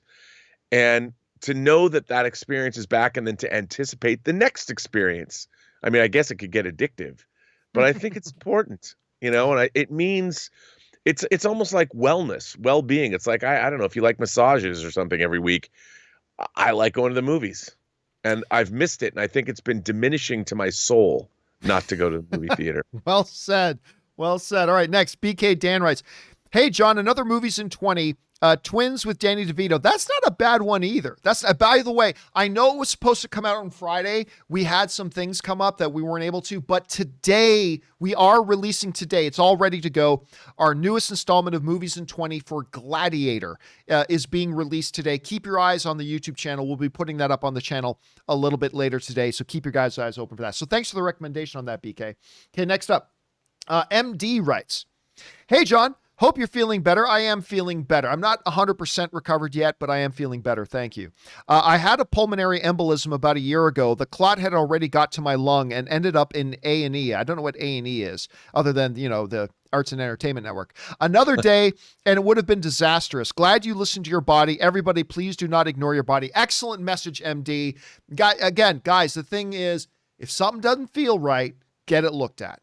You're not doing yourselves any favors by just trying to. I mean, yeah, if you bang your shoulder and oh, I hurt my shoulder, yeah. But if something feels off, get it looked at, because maybe it's nothing. Hopefully, it's nothing. It might be something more serious that can be taken care of. So, excellent message, MD. Thanks for sharing that. Chris West writes, hello, John and crew. I hope all is well. All is well, thank you. So Warner Brothers has canceled James Wan's The Trench and Ava DuVernay's New Gods. What does this mean for their future DC movie lineup? Thanks for making our days better. All right, thanks a lot for sending that in, Chris. Rob, I think really ultimately it doesn't mean anything for the other movies. I think what it does is it just kind of makes a statement that these projects don't fit in with what we're doing. And Rob, ever since you and I talked about New Gods, I was always very skeptical that movie was ever going to get made. It just doesn't feel like one they're going to do. And they didn't. The Trench, all the faith in the world in James Wan, but I never understood what the purpose of The Trench was anyway. So they want to focus more on their strengths. I understand the move. I'm actually totally okay that they canceled both of them. I thought it was interesting that they said of both of them, hey, look, folks, remember, Warner Brothers said this in their statement. This has nothing to do with James Wan or Ava DuVernay. If we ever do decide to make these movies, Ava DuVernay and James Wan are the ones who are making it.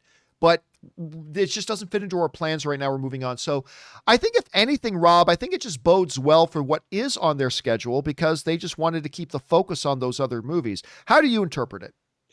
I would say you're probably quite dead on. I mean, first of all, the trench, look, those creatures are cool in Aquaman. I like them, but how do you make a whole movie around them? Like another ship falls prey to these creatures.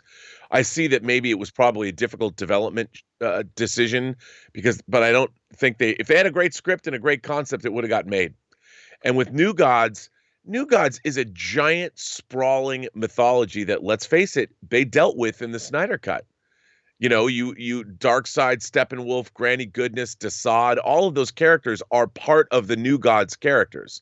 And then you've got the good guys, the flip side. You've got Orion and Highfather and all that. And I just think that it's a whole mythology unto itself that might not, like you said, it just doesn't fit with their plans. And I think they probably didn't like the take, or they didn't see that they want to keep it more real with the characters everybody knows.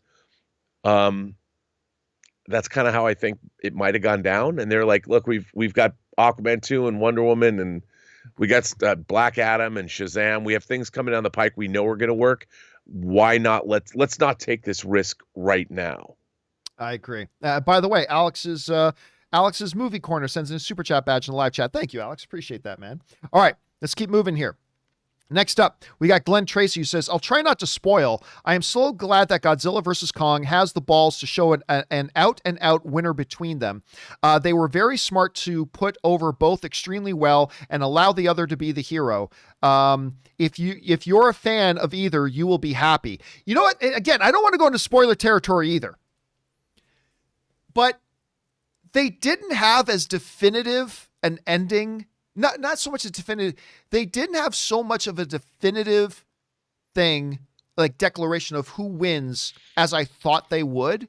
Like Batman versus Superman, that was pretty definitive. Like Batman ultimately chooses to spare Superman. They kind of, without going into spoilers, they kind of break down Godzilla versus Kong into rounds. You even have a character, well, round 2 goes to so-and-so, right? They had that. But, and guys, you know what? I'm going to say something that's a minor spoiler. So if you haven't seen Godzilla versus Kong yet, mute until I put my hand down. I'm going to have my hand up while you should put it on mute. When I put my hand down, you can take it off mute. Okay. And by the way, Suthius sends in a super chat badge in the live chat. Thanks. Okay. So here I go. It almost felt like they punted a bit at the end because Kong with Mjolnir is formidable. And it's like the end of the movie has, after they take care of Mechagodzilla, they square off again. And they look at each other. And it's like, okay, here we go. Round 4. And Kong is, because Godzilla is more instinctual. It's like, okay, Kong is now a threat. He's holding Mjolnir. He's a big threat. So Kong is just like, F this. And he puts Mjolnir down and they're like, okay, we're good. We're good. All right. Then they go their separate ways. It's like we could have had a round 4 and they decided not to give us a round 4 and they just kind of punted. But whatever. They balanced it out great, Rob, because in the 3-round fight, Godzilla takes it 2-1. But then, so they give him that. But at the end, the hero was Kong taking out Mechagodzilla with an assist from Godzilla.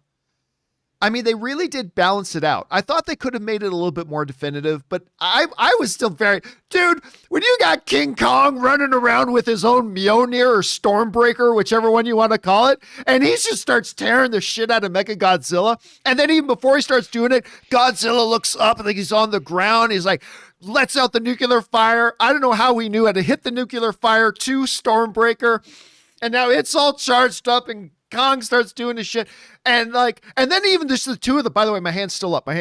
The two of them facing each other at the end. By the way, how awesome is Godzilla's snarl face? Like, seriously, I don't know being how awesome is Godzilla's just snarl face? It's pretty awesome. And I'm just freaking out in the theater. But yeah, I kind of thought they punted at the end a little bit, but I was okay with it. I'm totally okay with it. Rob, what did you think about the end of that? Look, I think Godzilla he was a jobber in this movie. But he won 2 rounds to 3. I mean, 2 rounds, 2 out of he literally won by the judges' scorecards 2 rounds to 1. How do you say he's a jobber? He won. Look. You can't win and call him a jobber. I just wanted more of Godzilla. As much as I enjoyed the fights, I think that I wanted more of a Rocky-esque fight where we could have gone a little bit longer, a little bit more suspense, a little bit more pathos, a little bit more emotion. But the fights, I mean, look, that some of those things were spectacular. And I did love the Stormbreaker scene. I mean, we'd seen it in the trailers, but it was still great. Seeing Kong sitting, how great was to see Kong sit down on that giant throne too? It's like yeah, no, that was cool. I'll tell you what I really liked. I did like Kong saving Godzilla from Mecha Godzilla. You know, I mean, that scene actually, that was the one time in the movie I'm like, I felt Godzilla was truly imperiled in that scene, and I'm like, go save him, go save Godzilla for me now. You know, and Kong came through. Anyway, it was great. Okay, hands going down now. Hands going down. Hand is down. Okay, we're ready to go. Let's keep on rolling here. We got time for one more with Rob still here. And we're going to take this one from Ethan Holgate, who writes, "Hey, John. I watched Chaos Walking, and I have to say it was a fun, entertaining time. It does have flaws and a few missed opportunities, but for a film that went through a lot of production problems, I have to say it turned out pretty good." You know what, Rob? I'm hearing, full disclosure, I haven't seen Chaos Walking. But I will. I haven't seen it yet. I will, but you know, the years of troubles and the years of hearing the studio said it was just plain out unwatchable, and then all the reshoots, how long it took them to do it, I lost all of my adrenaline of wanting to watch it, and I just never gotten around to watch it. But Rob, I got to say, Ethan, who's writing in that he says it's actually not that bad, he's just the latest. I've heard from several people who actually said, you know what? It's not that bad. I'm not hearing anybody saying it's great, right? But we were hearing that it was just a flat out unwatchable film prior to all the reshoots. And so maybe not half bad is a big win. Have you been hearing anything about the iteration of it? I've heard some people say they enjoyed it, you know, and it is an interesting science fiction premise, and I will watch it when it shows up on streaming. I mean, you know, I don't like to hear when any film that's plagued with production issues turns out badly, especially when it's a genre film. And I like Doug Liman. You know, he's been a little hit and miss in the sci-fi genre. I like Liman too. You know, Edge of Tomorrow, Live, Die, Repeat, whatever it's going to be called. But All You Need Is Kill. I really like that. So I'll watch what he's done. I mean, he does interesting things with the camera. There's some interesting effects work. I'll check it out.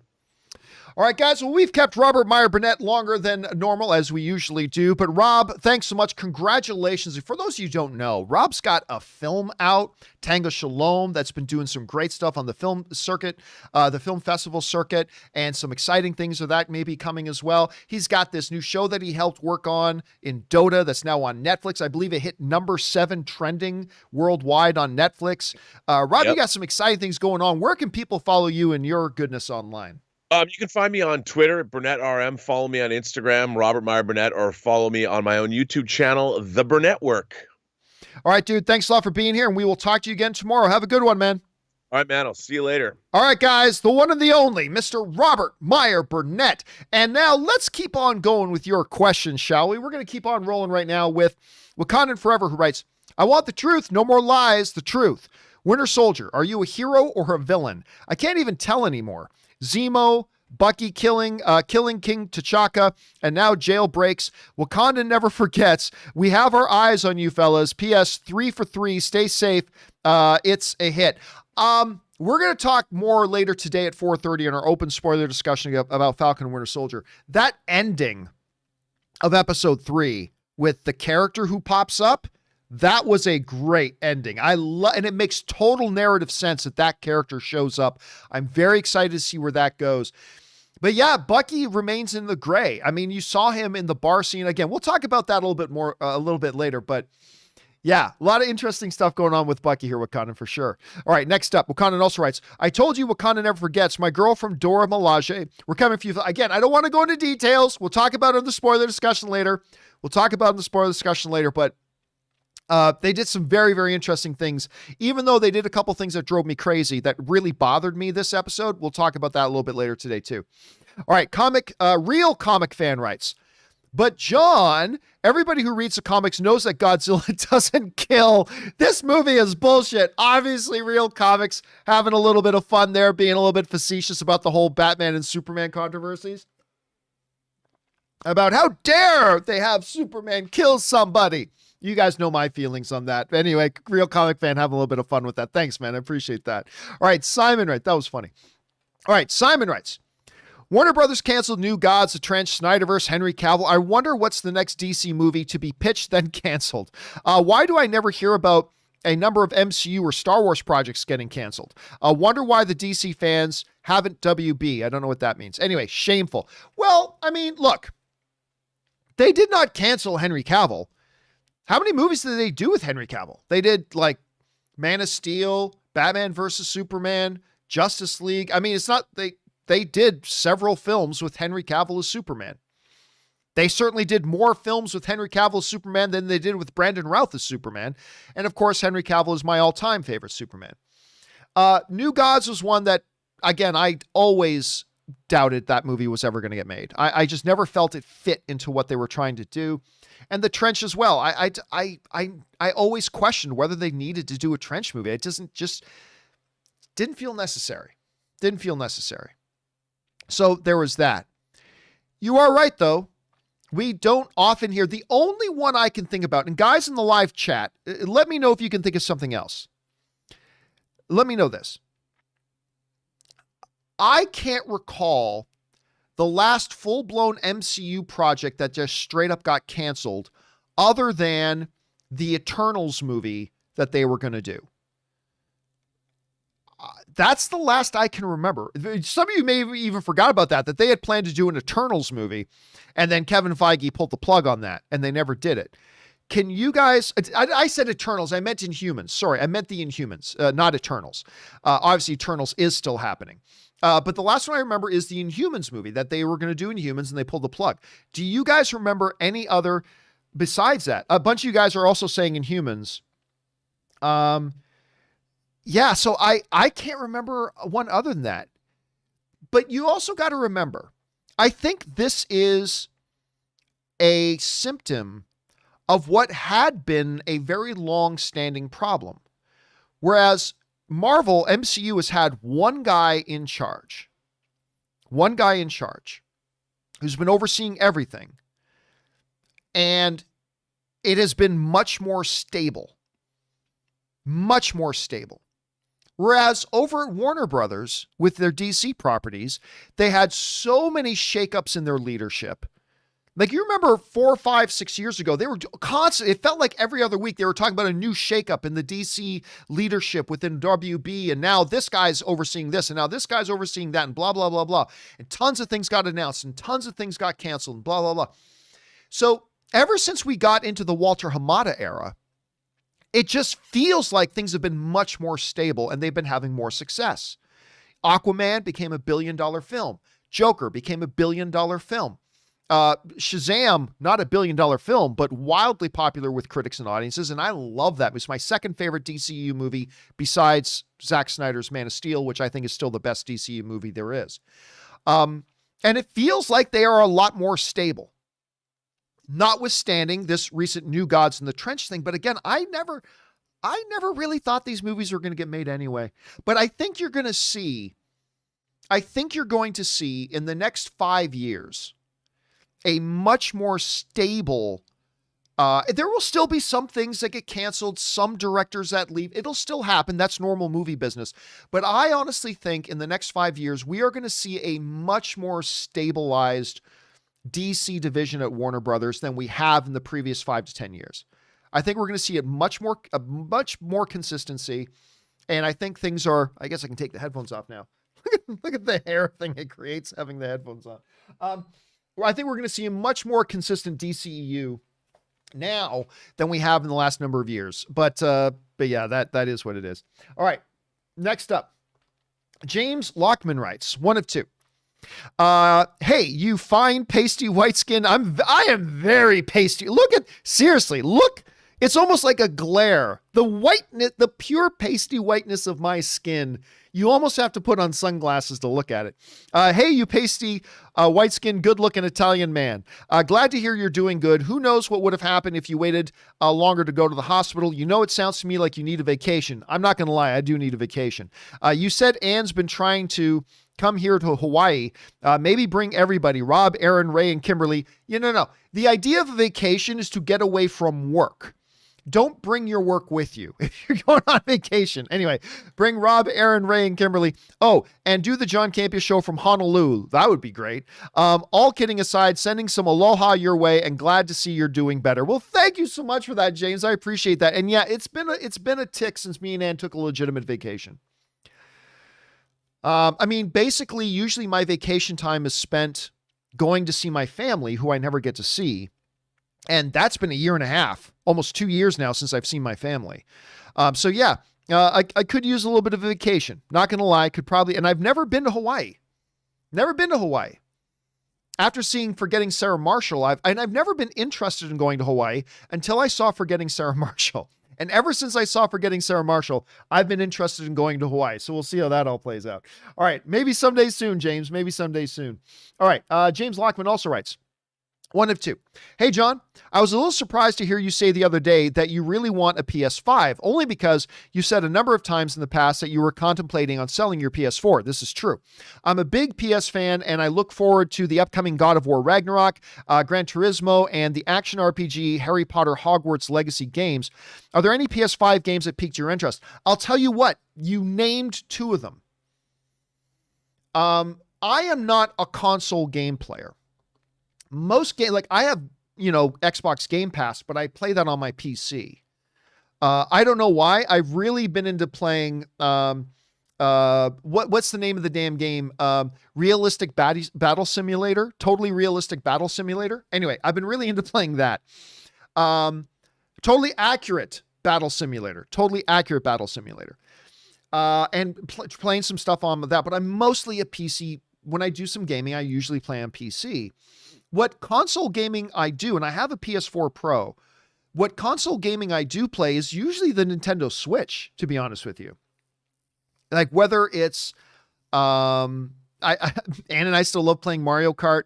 We play a lot of Mario Party. Ann is constantly playing Animal Crossing.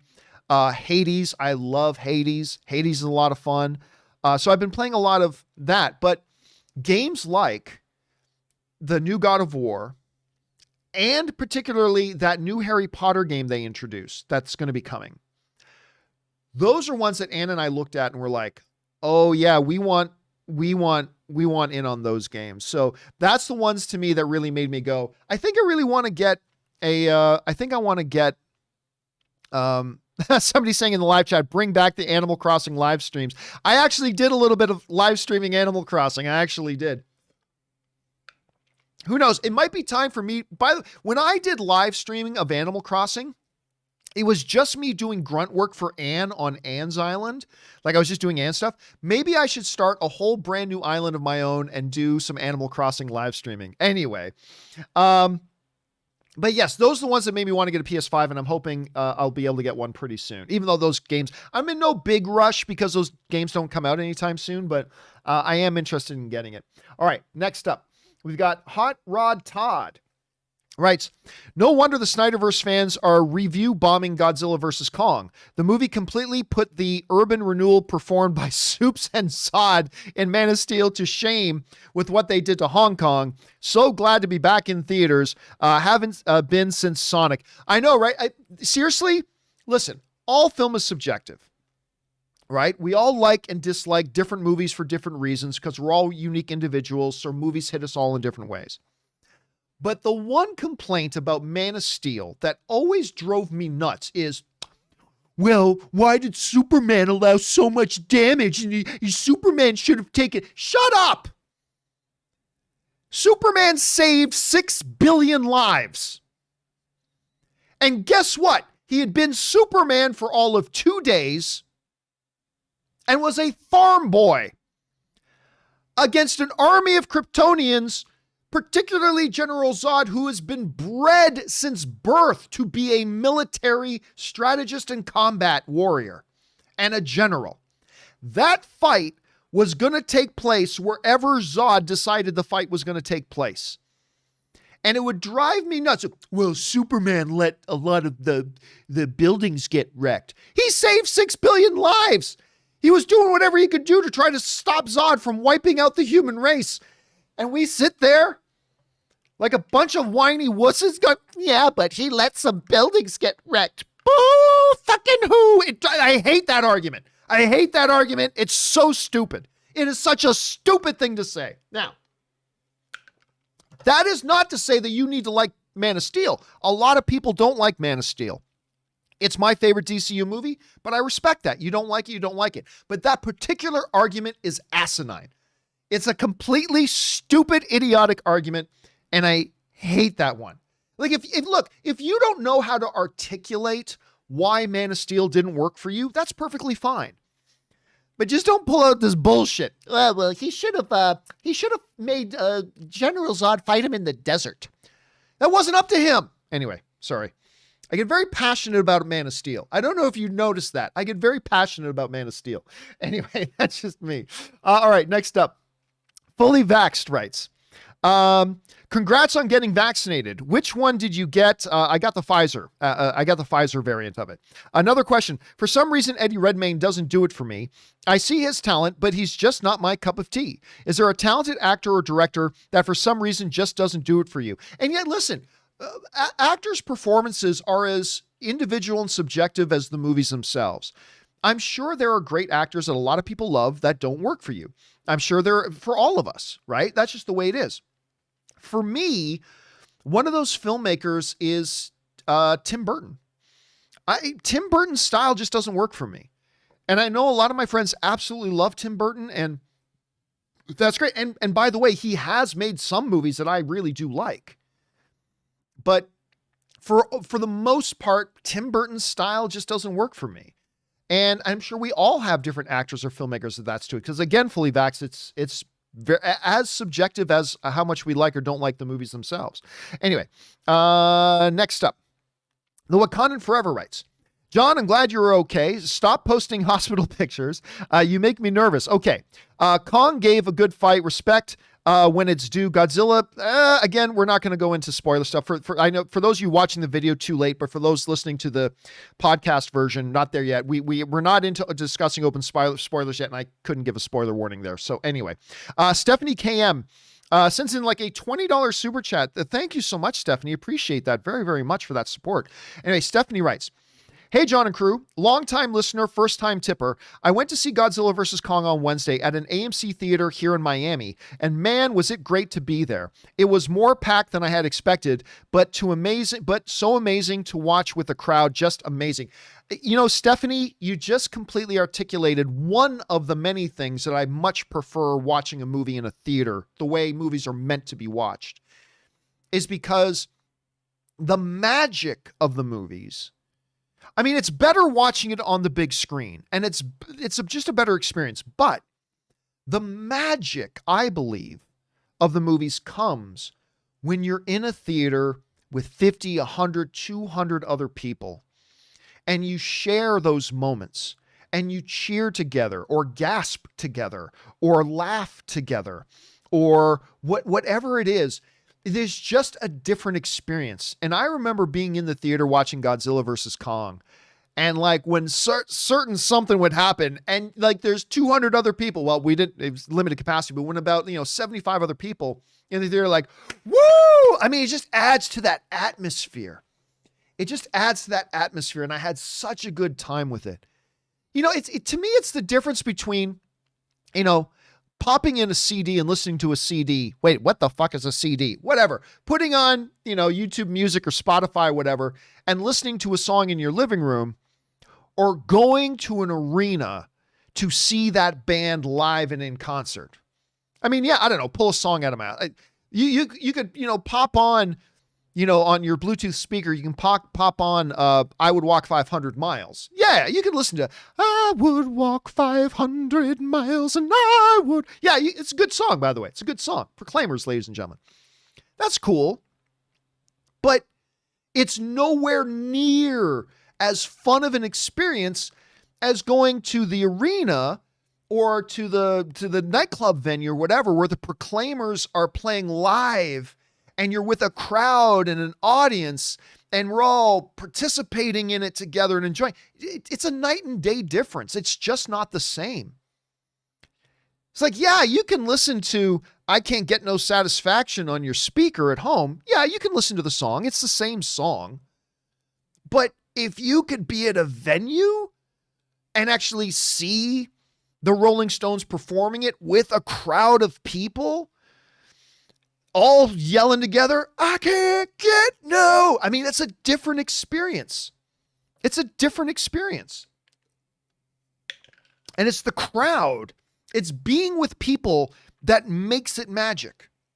Yeah, I can watch a football game on TV. That's great. I love it. I love watching football on TV.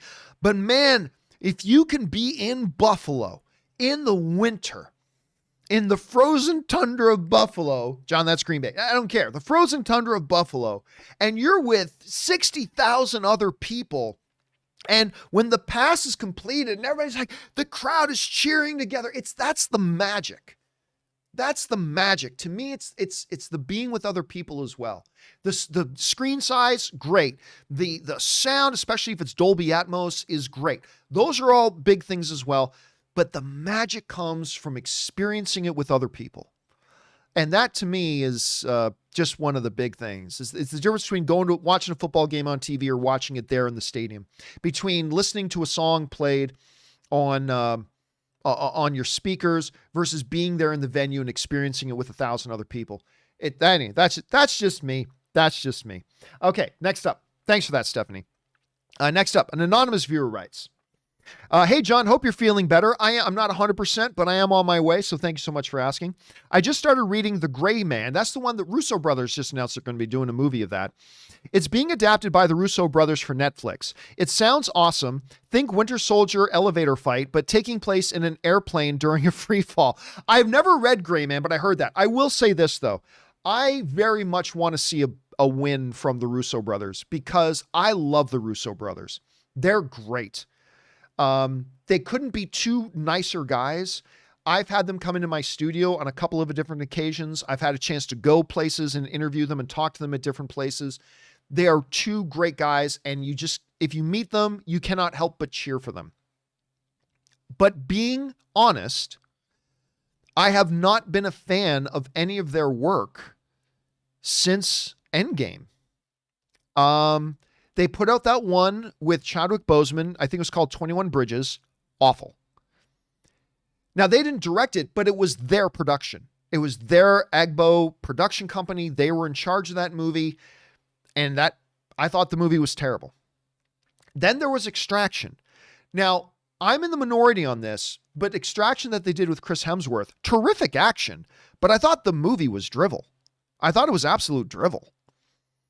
Not the worst movie I've ever seen, not at all. And it does have some terrific action, including that car chase scene, man. That was great. But overall, I thought that movie was very wanting.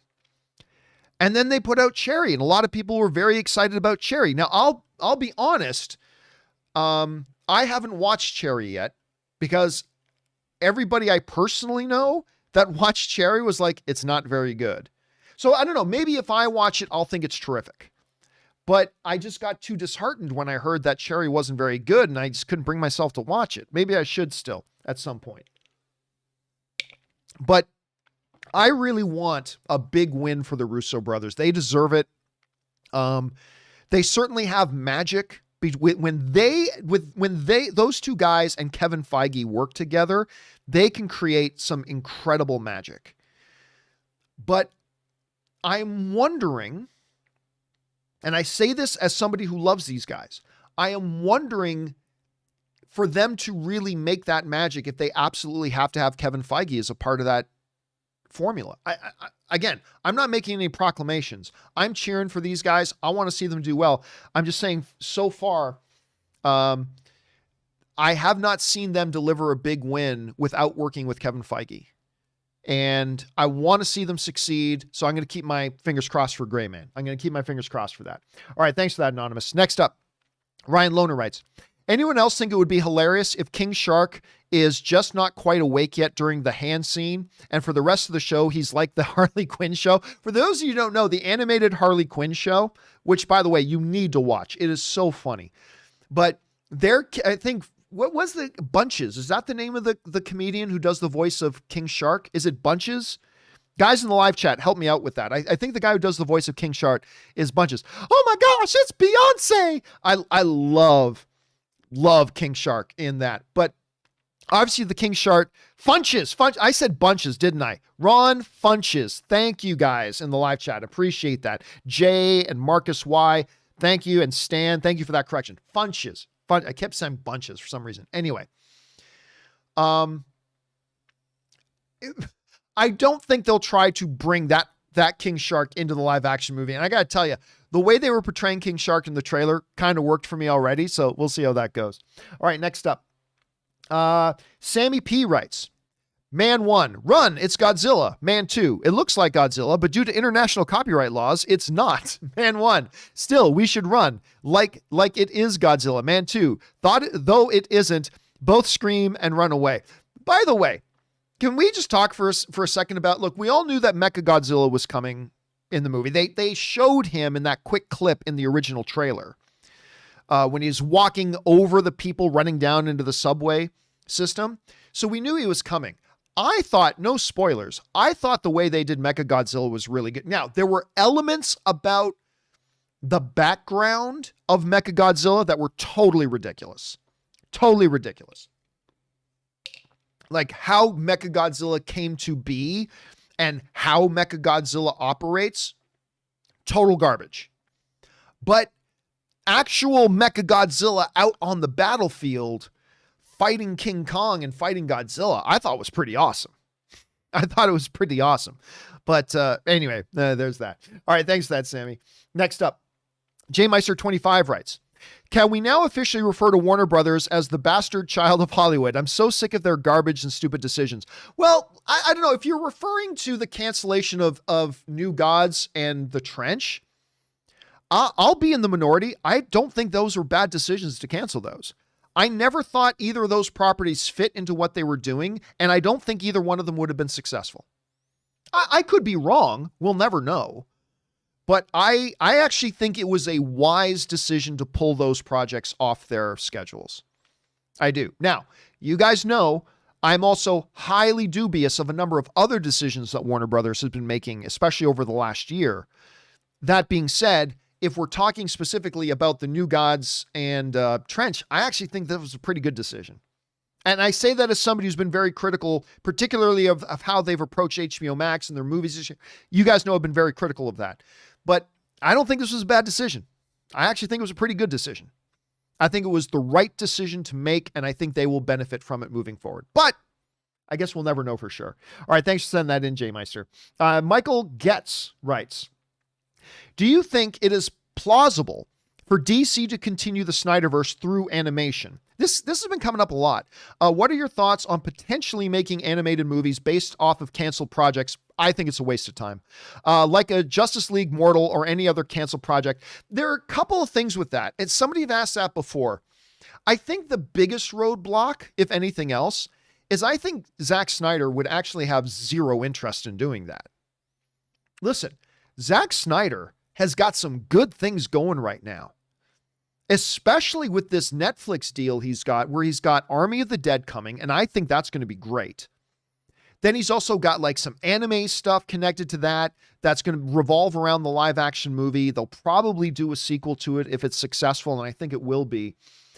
Why on earth would Zack Snyder, after all the drama, after all the everything, why would he want to go back for just a direct-to-home video animated thing? What would be Zack Snyder's incentive there when he can go do new things that are going to be live action on the big screen and get lots of money for the stuff that's going to go on Netflix? I just don't see how you can entice, or what motivation there would be for a Zack Snyder to want to go back to that. I mean, hey, I haven't talked to Zack Snyder. Maybe if you talk to him, he'd say, yeah, I'm totally interested in that. And maybe he would be. But I just don't see what the motivation would be. And if Zack Snyder's not involved in doing that, then what would be the point of even doing some straight direct-to-home video, which, by the way, I think not all of, but most of Marvel and DC's straight-to-home video animation is complete shit anyway. So, I mean, yeah, I think the biggest roadblock to that, and there are other roadblocks, but I think the biggest roadblock to that would be Snyder himself. Why would he be interested in that? After all the crap and all the drama and all the circus, really? Go back there to do straight to home video animation? What's the incentive? What's the incentive? So I mean, look, anything can happen. It totally could happen. I just don't see it being very viable. I think it's done. I think it's dead. Again, we live in a world where Jamie Foxx is coming back to play Electro, so anything is possible. All right, guys, next up. We've got BW Rosa 89 or 98 writes, "Hey John, so today, April 2nd, I saw that Disney Plus was now on Xfinity finally. My questions are, do you think that this will increase subscription numbers for them? And why didn't Disney go with the same deal HBO Max made, where it's part of your Xfinity subscription? We'll never know, BW. We'll never know. I am not an Xfinity subscriber, so I don't even have Xfinity where I live. So I have no understanding, no experience with, no background knowledge on Xfinity whatsoever. So I have no idea. Also, every single contract is different and unique. So why didn't they just make the same deal HBO Max made? Maybe the same deal wouldn't have been good for Disney Plus. Maybe Xfinity didn't think they were worth the same deal. I mean, there's so many different variables, and I am so uninformed on this issue of Xfinity and that deal that me offering any kind of an opinion would just be passing gas. I mean, it literally would just be pulling something out of my ass that I don't actually have any understanding of. So I have no idea. I have absolutely no idea. If any of you guys know more about the Xfinity situation, I jump down into the comments and let BW Rosa know what you guys think of that. But for myself, I honestly have no experience in that. But I think if you check the comment section, some other people might have some better ideas. All right. Jaron Morris writes, "Since their first fight was so bad and lackluster, I'll definitely be down for a rematch between Derek Lewis, Black Beast, and Francis Ngannou. They both came a long way, worked on their takedowns and takedown defense. Thoughts?" Oh, listen, Derek Lewis beat Francis Ngannou.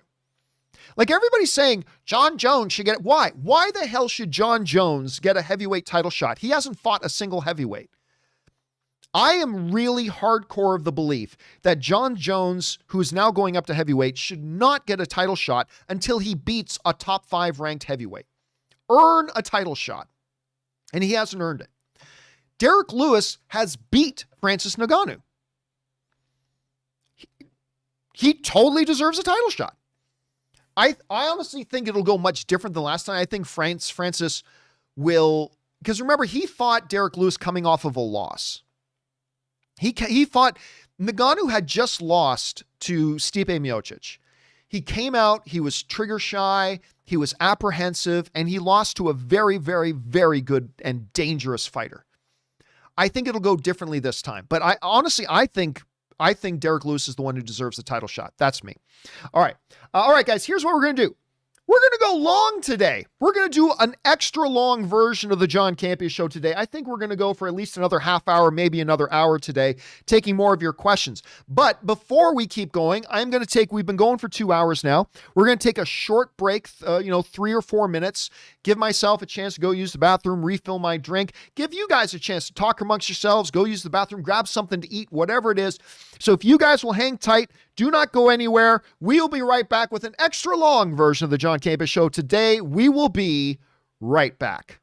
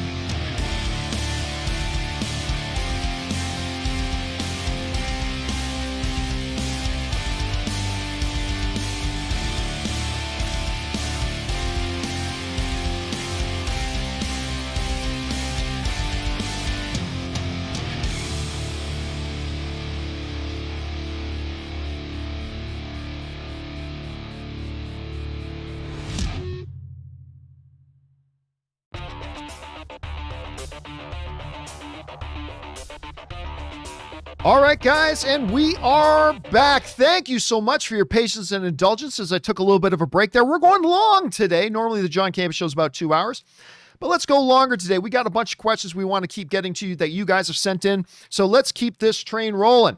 We're going to get things picked up here with Sammy P., who writes, Guiltiest of the guilty list, Surf Ninjas, Super Mario Brothers, Ninja Assassin, The Lost World, Jurassic Park, The Rundown. I actually really like The Rundown. Tarzan, the animated, You Be In My Heart, with Phil Collins soundtrack. I love that Tarzan movie. The Producers. I also love The Producers. Clue, The Hobbit Trilogy, Van Helsing 2004. That's a guilty pleasure film. I mean, I hate it.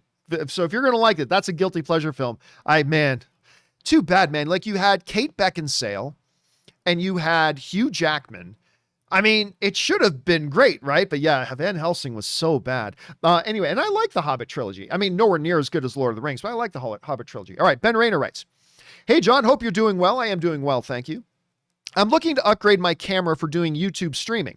I've been streaming close to a year and having fun doing it. I'm looking at Sony Alpha 6000. Is this a good one? Looks pretty good. Would you use this? Yes. As a matter of fact, I use Sony Alpha cameras. All of the cameras in my studio are the Sony A6400s. Now, the Sony A6000, I believe, has the same sensor. That's very, very similar to the A6400. What I would recommend is get a good prime lens. I mean, the kit lens it comes with is great. If you get one with a kit lens, I would suggest a Sigma prime lens. You can get one for like under $300. Get a good 30 millimeter Sigma prime lens for the Sony E-mount cameras, and you're good to go. I love the look of these cameras. I love them. I think they look great. I've had these cameras for a couple of years now, and I have no plans to upgrade because I get as good of an image out of these as I think some of the $4,000 and $5,000 cameras get. So I love these cameras, and so yes, I would wholeheartedly endorse your decision to get a Sony A6000 series camera. Absolutely, and any one of them. Like, there's even, like, I believe a 5900 that you can get for really cheap. But whether it's the 6000, the 6100, the 6400, the 6500, whatever. All those cameras are great. Just get a good Sigma lens for it for about $300 and you're golden. All right, next up. Preston the Kryptonian writes, Hey, John, I noticed that Willow asked the question on Friday, what is the worst script you have seen? Yeah, we talked about that. Well, that made me think of the producers of Sharknado and how laughable that script must have looked. It's now a popular franchise. How did they do it? I think it's because, unlike the script that got submitted to me with the Umbrellas script, if you guys remember me talking about that last week, this was clearly a movie that was meant to be tongue-in-cheek, right? It was meant to be ridiculous. It was meant to be tongue-in-cheek. And obviously, I think they looked at that and thought, this could be fun for a lot of people, especially making it for so cheap. Now, they never anticipated it was going to become as big of a cult hit as it did, but they probably looked at that and said, yeah, we make this thing for $1 million. We sell it to Sci-Fi for $2 or $3 million. We make money on it, blah, blah, and it could work as a tongue-in-cheek kind of comedy thing. And I think that was the big difference. I think that's the big difference. All right, next up, we go to Sergeant Ward, who writes, John, I just watched Concrete Cowboy. Oh, that's the Idris Elba movie. And I couldn't recommend it enough to you. It's one of Netflix's good ones, and it's criminally undermarketed. I recommend you drop everything right now and go watch it. You know, I haven't watched Concrete Cowboy. I mean, I was really interested in it primarily because of Idris Elba, but I've actually heard not great things about it. Like, you're the first person, Sergeant, who I've heard, like, actually say to me that they really, really liked it. Again, I haven't seen it myself. I probably will go and check it. Once again, it's a Netflix one that they just dropped on Netflix, but I'm glad you really enjoyed it. I'll tell you what, I'll keep my eye open for it, Sergeant. Thank you for the recommendation. All right, next up. Capri Grant writes, Steppenwolf should have tagged in Thor after his axe did nothing to Superman. Odd question, but in your opinion, if the DCEU Superman and the MCU Thor were to go toe-to-toe in the Octagon, imagine the promo for that fight. Who takes Superman all day, every day? Unless he's fighting Batman, the answer to that should always be Superman. Now, again, it depends on who's writing that fight. If a Marvel writer is writing that fight, they're going to write it that Thor wins.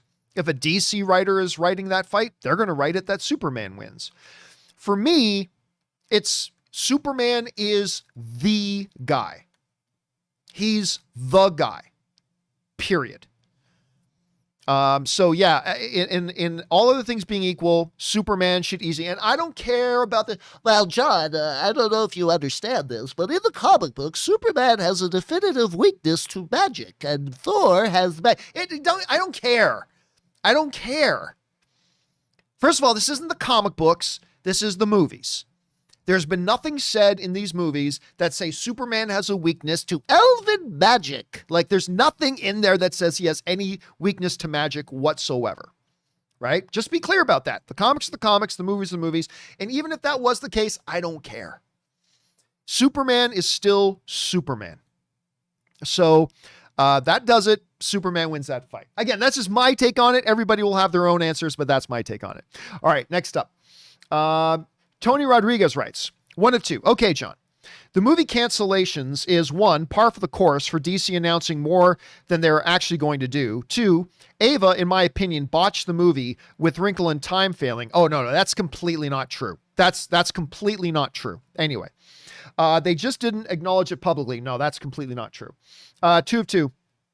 That being said, like you said, those are 3 movies that were not necessarily and highly cancelable. But again, I don't think DC still don't have their story writing together. Hence the easy killing of 3 movies. I feel bad for Rob with Eternals. Eternals isn't going anywhere, so I don't think. No, listen, Tony, let's be clear here. Ava DuVernay, they canceled this because it just doesn't fit with what they're trying to do. Ava DuVernay, like whether you're looking at, I keep forgetting the name of the Netflix series. Remember our names. Hold on a second. I keep forgetting the thing of it, but it got an awful lot of awards consideration, awards buzz, and was huge and was fantastic. When They See Us, not Call Us by Our Names. When They See Us, Selma, she's great. With Wrinkle in Time, listen, I'll be the first one to tell you Wrinkle in Time was not good. It was not good. I was at the damn world premiere for that, and I left early. No, I waited till the credits started to roll, but normally you hang out at these premieres. You get to hang out, maybe go to an after party. I really didn't like the movie, and I didn't want to be put in a weird position of bumping into somebody from the movie and having them ask me what I thought of it, because it wasn't good. But you got to remember about Wrinkle in Time. It was really considered an unshootable story. Like, at the time, people are like, you can't possibly make a Wrinkle in Time movie. That's unshootable.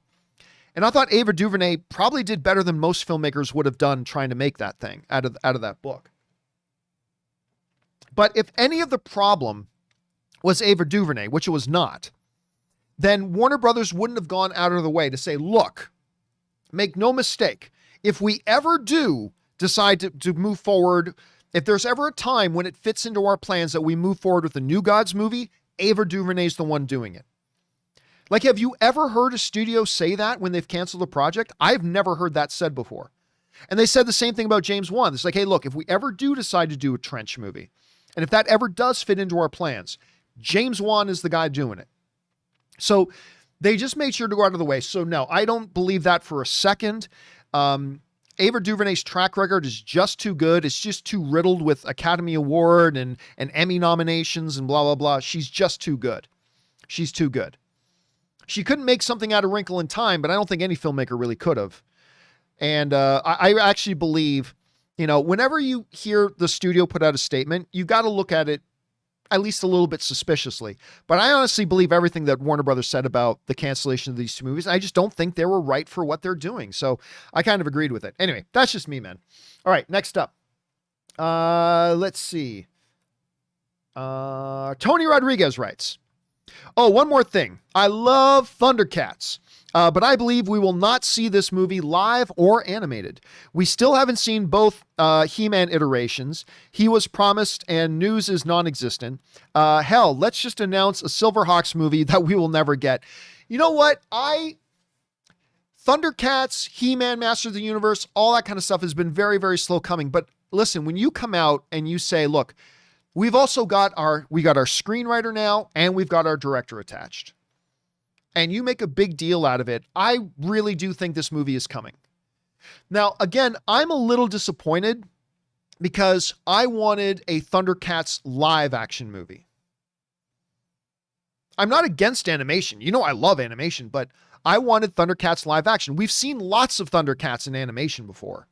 I want to see live action Thundercats. And apparently that's not what Adam Wingard, who directed Godzilla vs. Kong, now he's doing this Thundercats thing.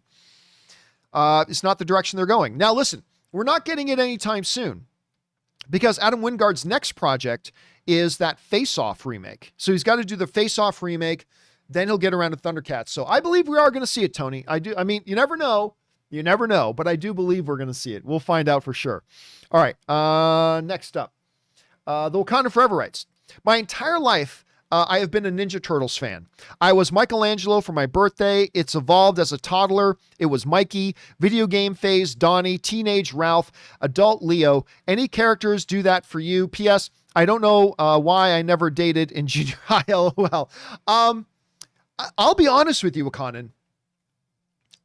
I do not care for the Teenage Mutant Ninja Turtles. Now, that movie, that live action movie they put out a couple of years ago, the first one Michael Bay produced of all people, I really liked that movie. Not its sequel. They did the sequel with Stephen Amell, which unfortunately was not very good, even though they had Stephen in it. The sequel was not all that good, but that first Teenage Mutant Ninja Turtles movie a couple of years ago, I actually thought was really fun and I enjoyed it. But other than that, to me, the entire existence of the Teenage Mutant Ninja Turtles is nothing but a bastardization, a poor man's bastardization of the original Teenage Mutant Ninja Turtles in their black and white comic book days. Like the Teenage Mutant Ninja Turtles, their origins, the original Teenage Mutant Ninja Turtle comics was adult and dark and violent, and it was awesome. The original Teenage Mutant Ninja Turtle stuff was awesome. Everything else since then is a poor man's bastardization, in my opinion. But John, cowabunga, dude. I don't give a shit. You keep your pizza eating cowabunga nonsense. You know, as much as anybody appreciate the old Vanilla Ice, go ninja, go ninja, go. Sure, okay, I can appreciate the fun of that. Sure. But I know this makes me the unpopular guy in the room. I totally understand it makes me the unpopular guy in the room, but I don't care. The whole Teenage Mutant Ninja Turtle thing can go to hell. Give me that original black and white comic version of Teenage Mutant Ninja Turtles. Make that movie. That would get me interested. And I say this to somebody, I acknowledge that first Michael Bay one was actually really fun, and I did enjoy it, but yeah. Not a fan of the Teenage Mutant Ninja Turtles because they totally changed it from its origin. Anyway, but that's just me. I know that makes me the unpopular one in the room. I get it. It's the unpopular take. I get it. But I'm just being honest with you. Just being honest. All right, next up. Let's see here. Raj writes, one of two. Hey, John. Regarding WB cancellation of New Gods movie, I think this is linked to Snyderverse fiasco. I really don't think it is. Justice League Snyder Cut ended on a premise of Darkseid being the next big enemy of Justice League. Now, no New Gods movie being possible without Darkseid, as he is also the big bad. I really don't think they're connected. Of the New Gods mythos. So, if that movie were to move forward, it could have reignited the Restore the Snyderverse uproar. So to avoid such a nuisance, I should say, Warner Brothers consciously shelved the IP, at least for some time. Nah. Because here's the thing, Raj. If that was true, if it was true that Warner Brothers canceled New Gods simply because they're afraid Darkseid being in it and Darkseid was in Snyder Cut, that would reignite the whole Snyder Cut thing. First of all, Warner Brothers don't really worry about some people crying online, whether it's me crying about one thing or other people crying about other things. They really don't care. They really don't. The other thing is, if they were worried about that, then they would never do anything with Aquaman again. They would never do anything with Batman again. They would never do anything with Wonder Woman again. They certainly wouldn't do this new Flash movie. Because, well, Flash was just in Snyder Cut and changed a bunch of them. And now if we do this Flash movie, it's just going to reignite the contract. They don't care. They don't care. So, well, I totally see your train of thinking there. And I appreciate your train of thought there. I think there are two things you got to remember. One, Warner Brothers doesn't actually care what people like me or some others cry about online. They really don't. But the second thing is, if they were worried about that, then you'd have to apply that same principle to other characters that they're repeating as well. And since they're moving forward with those other characters, I think that becomes a non-issue. I really do. I think it's a non-issue. I mean, maybe I'm wrong. Maybe I'll talk to a WB exec and they'll say, no, that's totally why we canceled it. Okay, fine. But until I'm told that by a WB rep, I actually think it's probably not connected on any level. All right, next up. Thanks for sending that in, Rash. Film Pocket Knife Pictures writes, and tips in like $20. Thank you, man, for supporting the channel on that level. Hey, John, what would be your advice on marketing my second feature film? My first feature, Sanctuary Dream, broke even $10,000 in 2019. It's an autism simulation movie. Interesting. And I would like to improve/pivot business strategies for the feature. Well, okay, it's a good question you should be asking, but since your marketing approach to a movie is completely dependent upon what is your movie, who is the demographic it's targeting, what was the budget of the movie, what is the nature of the film. All of those are important factors going into how do you market a movie. Because the answer to the question, how do you market a movie, is different for every single movie. That sounds stereotypical to say, but it's absolutely fact. You know, how you market, I can't give you any sort of an opinion about how, because for all I know, this movie you made for $100,000. For all I know, this movie is a sci-fi movie about space cowboys. For all I know, you're targeting this movie at like 15 to 21-year-olds.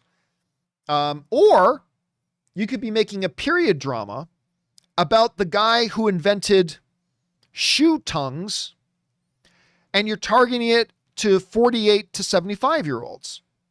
I mean, so how you market it is, from one thing to another, would be completely different answers. Completely different answers. So unfortunately, all I can say is, hey, good on you for completing a film and doing another one. That is awesome. I hope it does well for you, but how to market it is just, when all I know is that you've got a movie that could be made for $20, could be made for $20 million, could be sci-fi, could be period piece, could be targeted at teens, could be targeted at seniors. I unfortunately can't give any other answer. No other answer. I just, because it all depends on the nature of the movie. Other than that, I just can't answer that. Anyway, good luck on it though, man. And again, good on you for doing the first one and for doing the second one. Good on you, man. I hope it goes well for you. All right, next up, Nathan writes, 1 of 4. Hey, John, I recently started watching your channel a month or so ago. Welcome to the community, Nathan. I appreciate you being here, man. And I love what you do. Thank you so much. Your show really is the sports center for movies. Since you started talking about Kim's Convenience, I watched the first 2 seasons and I'm loving it. I love Kim's Convenience. I'm so glad you're watching it. And loving it so far. I wanted to ask you about your thoughts on a show that I felt like not enough people are watching or even aware of. At the beginning of the pandemic, my brother insisted that I start watching the show What We Do in the Shadows. Nathan, clearly you are new here because we've talked about What We Do in the Shadows a lot. We talk about that show a lot. Anyway, it turned out to be one of the best recommendations he's ever given to me. If you're unfamiliar with the show, I'm very familiar with the show. It's a mockumentary-style sitcom about a group of vampires living in Staten Island from creative minds. Have you conquered Staten Island? Anyway, in Staten Island for the creative minds of Jeremy Clement and Taika Waititi. Don't think it needs to say anymore, but I will say that it is the funniest thing that I've seen in years. I can't recommend it highly enough. I would love to know your thoughts. Thanks. Okay, yeah. So again, Nathan, we have talked about What We Do in the Shadows a lot. I love this show. But by the way you wrote that out, Nathan, I'm also going to make an assumption here, just from the way you wrote that you have not seen the original movie of What We Do in the Shadows by Taika Waititi and Clement. You go back and watch the movie. So the movie came first, and it is fantastic. I was late to the party on What We Do in the Shadows, the movie. I was a little bit late to the party. And so I remember Ann and I, one day we were driving back from Disneyland, and I don't know what spawned it, but Ann's like, I still haven't seen that What We Do in the Shadows movie. Should we watch that tonight? I'm like, yeah, it's a great idea. So we drive home from Disneyland and we make some popcorn. We sit down, we watch when we do the show, and laughed ourselves sick the entire time. When they came out with the show, I initially thought, well, this is just going to be a cheap knockoff. Even though Taika's kind of behind it as a producer, it's just going to be a cheap self knockoff. No interest. Anne watched the first episode and said, John, this is really good. I'm like, okay, I'm on board. Sat down, started watching it. I love this show. Guillermo is, for all the vampires are great. Guillermo, the headless ex-boyfriend, you name it, the little ghost version living in the doll, everything about this show is gold. If you have not started watching What We Do in the Shadows, you absolutely must take Nathan's advice and start checking it out. But yeah, it is absolutely wonderful. Black Robin, also probably my favorite thing to come out of What We Do in the Shadows. Black Robin just put in the live chat. Jackie Daytona, totally human bar owner. Absolutely human. Yes, one human beer, please. The Jackie Daytona episode with Mark Hamill is so freaking good. Jackie Daytona. Oh, God, I love that show. I love that show. I cannot wait for that show to come back. All right. Let's keep moving here, shall we? Next up, we've got Aaron Schrader writes, Disney did it again. Raya is available on digital less than a month after going up for premiere access. I'll not stand for it this time. I called and complained. It's being taken to the escalation department tomorrow. We'll keep you all abreast. Well, Aaron, I appreciate that, and I understand the frustration. But you know that when you pay that extra, by the way, I never recommend paying for that Disney Plus premiere access. I never recommend paying for that because either watch it another way or just wait for it to come out on Disney Plus for free. But you know it's going to be on Disney Plus for free shortly, whether it's in 1 month or 3 months or whatever.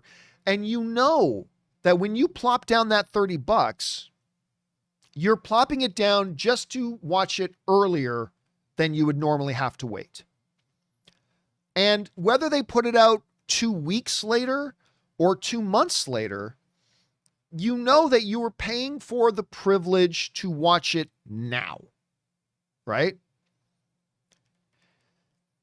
Them putting it out on regular access on Disney Plus did not change the fact that you got to watch it early.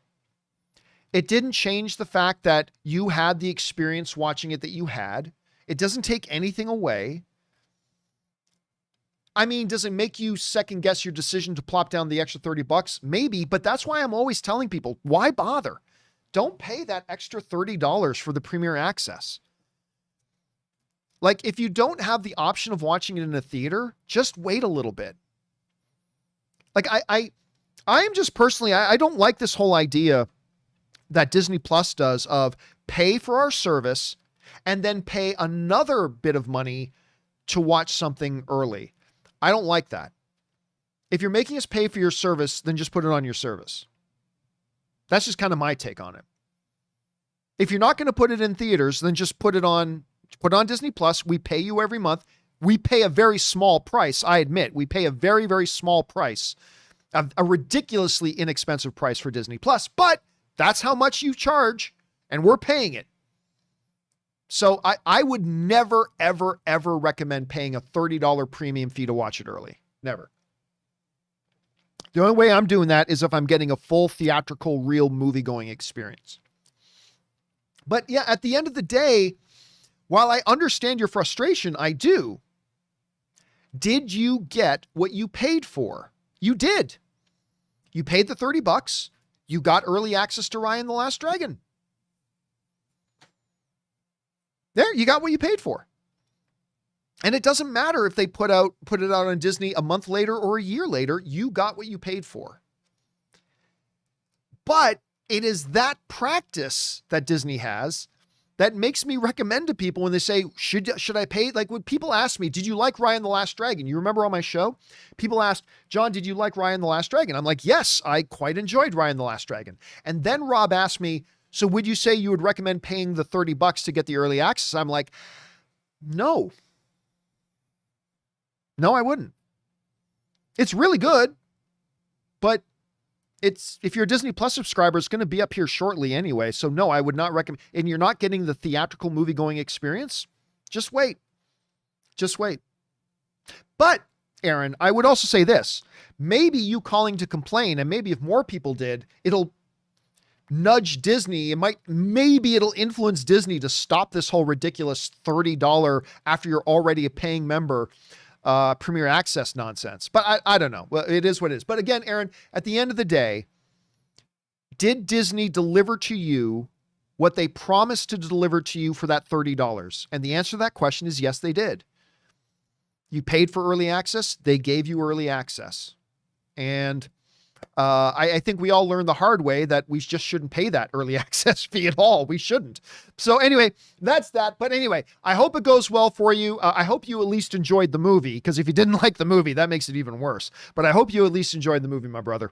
All right, next up.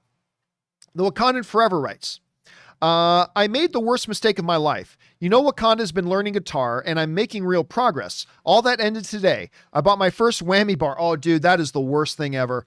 All my music theory just went out the window. There's no going back. LOL, Kiss Army. Yeah, I remember when I was learning guitar, I've always been an acoustic guitar guy, but there was a little bit of a time where I picked up an electric guitar, and I started playing a little bit of electric, but the whammy bar was the worst thing in the world. Yeah. That's, especially if you're trying to learn guitar, that is the worst thing to have. Never let yourself have that, man. Never let yourself have it. Okay, just get rid of this damn thing until you learn actually how to actually play. Get rid of it. All right, next up. Stefan Delint writes, hello, John. Have you seen Wolf Walkers? I have not. I've heard some pretty decent things about it, though. Have you seen Wolf Walkers on Apple TV Plus? It's the latest animated feature from Cartoon Saloon, creators of The Secret of Kells and the Song of the Sea. It's nominated for this year's Oscars, and I like it more than Soul. Highly recommend. You know, I've heard a few people recommend Wolf Walkers. Have any of you guys in the live chat seen it, by the way? Have any of you guys watched Wolf Walkers? I've heard it's pretty good. But I know very, very little about it, and so I haven't checked it out myself. I haven't watched a lot on Apple TV Plus, but I have liked what I've seen. So let me know if you guys have watched it and if it works for you or not. All right. Thanks for the recommendation on that, Stefan. I really appreciate it. All right, next up, Connor writes, I don't know how I effed up sending part 2 of my question the other day. I was going to ask if you think that since Benny Safdie is going to be in Obi-Wan, will him and his brother end up directing a Marvel or Star Wars movie? Feige knows good filmmakers. I remember part 1, Connor. Yeah, because Benny Safdie, who directed Good Time with Robert Pattinson, him and his brother are a great director duo. He is going to be one of the actors in the upcoming Obi-Wan series. So, since he's kind of in the family now, does that mean we could see him directing a Marvel thing? Well, I mean, I don't know. Look, Marvel has 11 movies or Disney Plus series, 11 coming out this year alone, barring any major schedule changes. 11 in a year. And they got so many things coming. Disney and Marvel are going to need a lot of directors. I don't think Benny appearing as a supporting character, because he's also an actor, I don't think Benny appearing as a supporting character in a Star Wars show increases the chances. But, I mean, being good directors, and Disney is literally going to need 20 to 30 good directors over the next 3 to 4 years for all the projects they have coming. I think there's a pretty good chance we could see the Safdie brothers. I think there's a pretty good chance. But again, I don't think him appearing in Obi-Wan increases or decreases that chance, but I think they have a pretty good chance nonetheless. They did do a really good job with Good Time with Uncut Gems that they did with Adam Sandler. So it'll be interesting. But also, they have to be directors that would fit well with Kevin Feige. And not every good director will fit in well with Kevin Feige. So he also looks for that. So we'll see what happens, man. We'll see what happens. All right, next up. Connor writes, one of two. Man of Steel is one of my favorite movies. Mine too. But I can't believe that I've never heard of anyone else say that the Phantom Zone pods look like a flying boners. To me, this isn't a negative on the movie, though. I just think it's for one, hilarious. And then in my Headcanon, the Kryptonians designed the pods to look like this on purpose. Not only are you exiled from your family and life as you know it, but you're also trapped in a dong rocket. This is cruel and unusual. Cal was right. Krypton had its chance. By the way, one of my favorite lines in Man of Steel. Krypton had its chance. I love that line. Anyway. I will admit, Connor, I have never noticed that the prison ship kind of looked like a big giant flying dildo. Never did cross my mind. But now, thanks to you, thanks a lot, whenever I do watch Man of Steel, that's probably all I'm going to see. Because now you've just ruined that for me, dude. You just completely ruined it. Now when I watch it, all I'm going to see whenever I get to that scene, I'm just going to see big giant phallic symbols. So yeah, thanks a lot for that, man. You just spoiled the movie for me. All right, let's move on here. Next up. Jose Salazar writes, "Hey, John, hope you're feeling better. Again, not 100%, but I'm on my way. I'm feeling better. Thanks. Now that we're getting a hybrid release for Black Widow, Disney Plus and theatrical, do you think that the same will happen for both Shang-Chi and Eternals?" No, I don't. And as a matter of fact, I mentioned this a little bit earlier in the show today, with the results that Godzilla versus Kong is getting in the box office, I am not saying that Disney will pull Black Widow off of their premiere access on Disney Plus. I'm not saying they're going to do that, but I guarantee you, I 1,000% guarantee you that somewhere in the halls of Disney headquarters right now, there are conversations going on between Bob Iger, Bob Chapek, Kevin Feige, Alan Horn. They're all discussing today, hey, did you see how much Godzilla vs. Kong made nearly $300 million in its first 5 days of release worldwide? Nearly $50 million in North America alone. Maybe we should go back to making Black Widow just theatrical. Again, I don't know that they'll do that, but I guarantee you those conversations are happening. Now, so as far as Shang-Chi and Eternals go, I think they were already pretty firm that they want to keep those just theatrical. And I think this Godzilla versus Kong, I think the Godzilla versus Kong results are just really cementing that. So no, I don't think, I mean, anything's possible, right? Anything's possible, but I don't think they're going to do that for Shang-Chi and Eternals. And they might even change directions with Black Widow. They totally should. They should change directions with Black Widow and make it theatrical exclusive again. They totally should. But they'll probably keep it the same, but I guarantee you they're talking about it. I guarantee it. All right. Scott Brown writes, Godzilla versus Kong was shit. The fights were good, but the rest of the movie was cliche disaster movie characters and that trillionaire villain. How did he build all this shit, and who keeps leaving front doors open in the secret lairs need to be shot? Hey, listen, I thought the movie was fantastic, Scott, but I hear you. I can't argue with any of those points. Shakespeare did not write this movie. All right. It is clear that Shakespeare did not write this movie. There are definite weaknesses to this movie, no doubt. And for you, the experience ended up being bad, and that sucks. But for me, the experience was still awesome. I thought it was completely enjoyable. I had a big smile on my face the whole time. But again, I don't refute at all any of your specific complaints here, because you're not wrong. You're not wrong about that. I just thought the end result was a damn good fun time at the movies. Anyway, thanks for that, Scott. Next up. My Avatar fan cast for fun writes, Willem Dafoe as Boomy. As soon as Boomy came up on screen, I think everybody thought Willem Dafoe for that. Ella from Lucifer as Azula, Maisie Williams as Toph, Carrie Hiroyuki Tagawa as Zhao, Paul Sun-Hyung Lee as Iroh, Mr. Kim as Iroh, or Uncle Iroh, Kikoa Kikumano as Sokka, Ryan Potter as Zuko, Ming-Na Wen as Kyoshi, Hiroyuki Sanada as Ozai, Fire Lord Ozai, and John Campea as my cabbages guy. My cabbages. Dude, how do you do an Avatar fan casting and not put in Aang? Who do you got as Aang? Personally, Daniel Day-Lewis for Aang. He can play a 10-year-old. I don't care. But yeah, how do you do all that without putting in Aang? Maisie Williams is Toph. You know what? The problem with Maisie Williams is Toph is, I think, isn't Maisie Williams in her 20s now? Also, hey, Google, how old is Maisie Williams? Give me a second here. I'll find this out. She's 23 years old. Maisie Williams is now 23 years old. So I'm not sure she can work as Toph, but hey, I do like her though. I do like her a lot. All right, next up.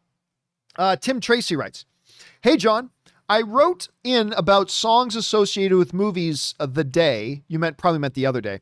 I find it really ironic that the song you picked from Kevin Costner's Robin Hood, Everything I Do, is actually my parents' wedding song. So thanks for the memories. Yeah. So Tim wrote in the other day and was asking about, your favorite song from a movie.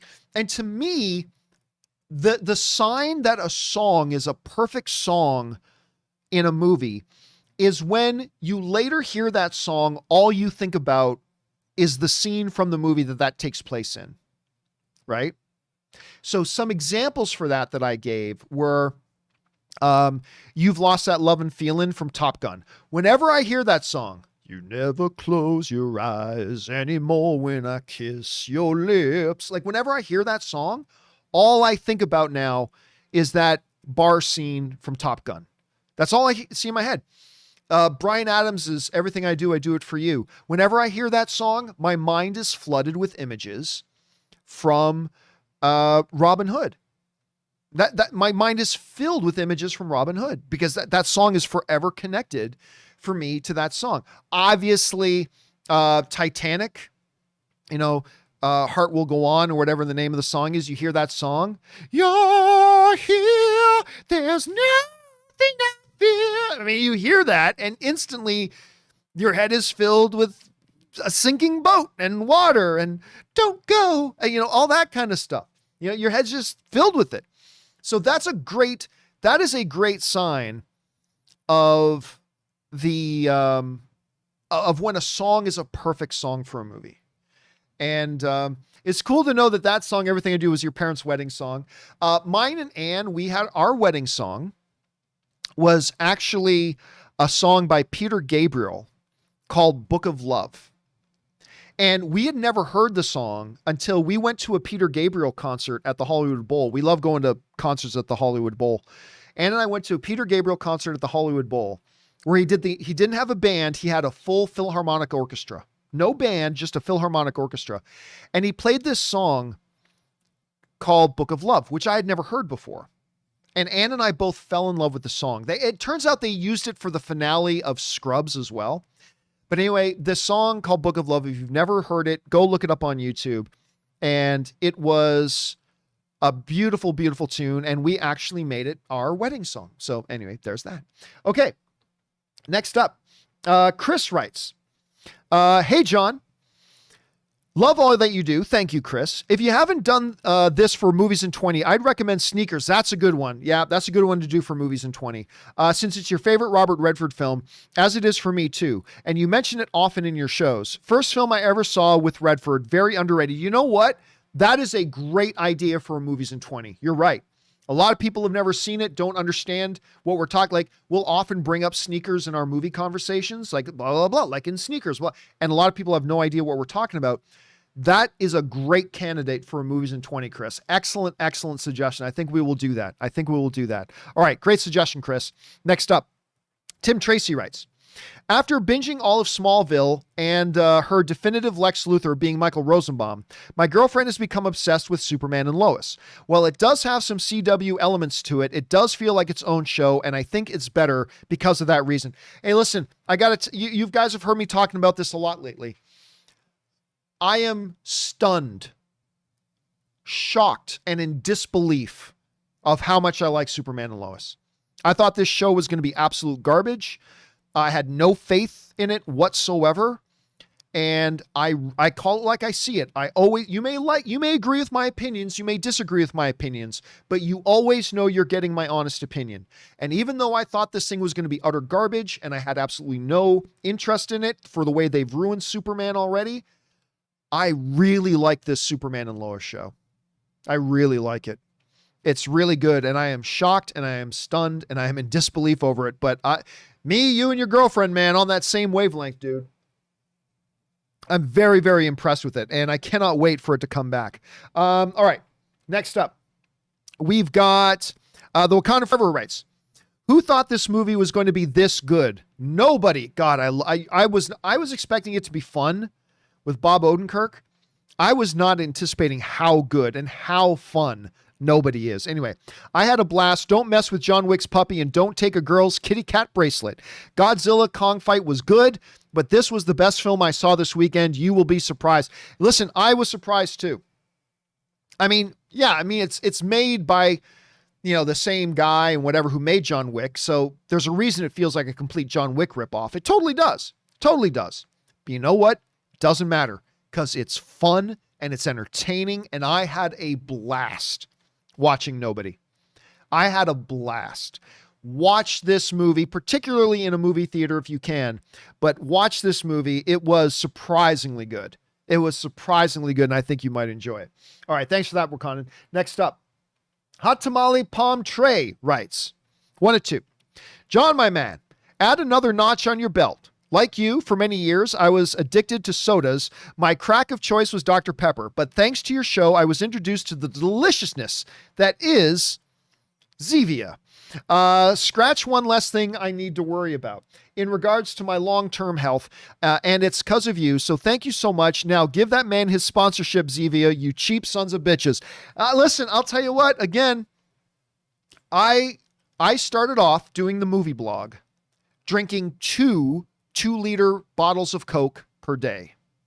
Those are the big bottles. 2 big bottles of Coke per day. I then thought I'd be making a healthy choice by switching to diet, so I went from Coca-Cola to Diet Pepsi. And I was drinking 2 liters of Diet Pepsi per day. Then I found out that, hey man, drinking that much artificial sweeteners may have been one of the contributing factors to the heart attack you had. And I thought, well, I need to get off the diet soda. Like, I still have a Diet Pepsi now and again, don't get me wrong. But like the days of 2 liters a day, gone. And so I needed to find a soda alternative. And I got introduced to Zevia or Zevia, however you pronounce it. It has no sugar and no artificial sweeteners. And I find it very satisfying. And I drink, 2 cans of this a day, usually when I'm doing my show. When I'm doing my show, I'll go through like 2 cans, but I really do enjoy it. Anyway, glad you're enjoying it as well, Hot Tamale. I'm glad you're enjoying it as well. And yes, you cheap sons of bitches. More people drink your damn product because of me than anything else you've ever done. You should be giving me at least half of your marketing budget. Zevia, whatever the hell you say. Whether you sponsor me or not, I'm still going to drink your soda because I really do think it's good. But bastards, you should be supporting and sponsoring this channel, you jerks. Anyway, KC the Sledge Storyteller writes, hey John, if Godzilla vs. Kong truly breaks the box office, can we look forward to future movies with other Godzilla foes like Gion or Orga, maybe Megalon? And again, Disney Plus needs some Condor Man. Well, no, I'm okay without Condor Man, but Aaron Cummings brought up an interesting point, KC, the other day about, was the success of this movie more about Godzilla or was it more about Kong? I submit to you that it was probably more because of Kong. Aaron brought up a great point. She said, in North America, we don't have the same passionate love for Godzilla in North America as Godzilla is loved around the world. Here, we're really more about Kong. The last Godzilla movie was a big disappointment and kind of underperformed at the box office and blah, blah, blah. Throwing King Kong with them, whatever. So I think they will definitely make more Monster Universe movies. Maybe a Godzilla v Kong 2, or maybe just a Godzilla and Kong versus, whoever, whatever it is, Megalon, Giant Spider-Man, whatever. I think they will do more. Will we get another standalone Godzilla movie? I'm not sure. I mean, the results they got from King of the Monsters is still very fresh in their mind. And listen, I think we'll get more, but I think it'll either be another Godzilla with Kong movie or another Kong movie, but I don't know when we're going to see another standalone Godzilla movie. And maybe I'm wrong. I'm not willing to put money on that, but we'll see. We'll see. But yeah, this kind of success will make them want to keep moving forward with these kinds of movies at any rate, Casey. All right, next up. Dakota writes, with social media making it easier for visionaries to tell a story and make it into a film. But before social media, before YouTube, there was Orson Welles. Ah, yes. Orson Welles, who took his stories from early radio to the big screen, the very first media visionary. Listen, there's a movie, Dakota, I'm glad you brought that up. There's a movie that not a lot of people talk about other than me. But it's a movie starring, I almost said Ryan Gosling, Zac Efron. Zac Efron and the girl from Stardust, Claire Danes. I believe it was Claire Danes. I think it's Zac Efron and Claire Danes, called Orson Welles and Me, or Me and Orson Welles. And it's really good. And it's the movie. The movie isn't about Orson Welles or that he's a prime character in it, but it's the movie that to me made me go, you know what? This Zac Efron kid is actually a really good actor. Like, forget the teeny bopper magazine cover Zac Efron. This dude can actually really act. And it's the movie that that made me a Zac Efron fan. And I have liked him ever since. And anyway, Dakota, good observation. Excellent message to submit. And you're right about that. About when you look back and you look at all the stuff with Orson Welles, particularly like with War, Battle of the Planet, or War of the Worlds. That's what it is. War of the Worlds. When you look at what he was able to pull off with War of the Worlds and everything, it's amazing. He's a Hollywood history lesson, walking history lesson. Anyway, excellent thing to bring up, Dakota. Next up, Caleb writes, John/Rob, who's not here anymore. I am secure enough in my masculinity to say that I've only cried in 4 movies. Empire of the Sun, very good. Angels in America. Beasts of the Southern Wild. I'm the man. I really like Beasts of the Southern Wild. And this weekend, Pride of the Yankees. Oh my God, Pride of the Yankees? The one about Lou Gehrig? So beautiful and still holds up. What do you think of? God, I haven't seen that. I mean, I think I originally saw, if we're thinking about the one that was in like the 1940s or 1950s, I probably saw that like once on VHS when I was, I don't know, maybe when I was in like just out of college or something. It's been a while since I've watched that. I don't remember being particularly moved by it. If I'm thinking of, just look at it. I'm thinking you're talking about the one that's about Lou Gehrig. Let me bring it up here on IMDb and see what I can find. Pride of the Yankees. All right. Oh, it was early 1940s. It was 1942. There we go. The story, life, and career of Lou Gehrig, starring Gary Cooper. Yeah. And Babe Ruth actually appeared in that movie. It's been a while since I've seen that.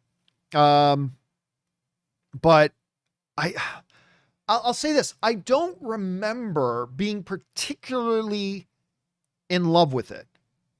But I don't know. It's been forever since I've watched it. So I might have to go back and watch it again. I'm going to have to go back at some point and watch it again. Because maybe I'll have a different experience with it today than I did before. All right, next up. Thanks for sharing that list, Caleb. All right, BK Dan writes, hey, John, just bit the bullet. Not a fan of AMC. Nothing personal to anyone out there. To see Kong and Godzilla at an AMC 35 miles out from me. Sad face, my local Regal won't be opening till May 14th. Well, yeah, always, if you can go to something closer, you go to something closer. But 35 miles ain't so bad. 35 miles ain't so bad, especially when you consider that I drove over 230 miles to go and watch New Mutants in a movie theater. But no, 35 miles, because you make that drive in a little over a half hour, right? That's not so bad. At least you got to go see it. But yeah, it's more ideal if you can see it in a theater that's much closer to you, especially if you're a fan of that theater chain. So, but hey, man, good for you to go in and check it out on the big screen. All right, next up. BK Dan also writes, Dear Professor Campea, I love the Campea classroom where you break down the nuts and bolts of the industry, just paying tuition. LOL. Thanks and keep up the great work. Thank you so much, BK. Yeah, every once in a while, I just find it's easier every once in a while to break out not because the reason I like breaking out the Campea classroom once in a while is just because sometimes when you can visually look at certain facts, it drives home and it just makes the point a little better when you can just look at the facts, right? So like the other day when we were talking about the impressiveness of Godzilla versus Kong's opening, to actually put out so we can visually look at it with our eyes, little things like this movie, like Godzilla King of the Monsters, didn't have the option that people could just watch on HBO Max. Godzilla King of the Monsters didn't have a pandemic going on when it was out.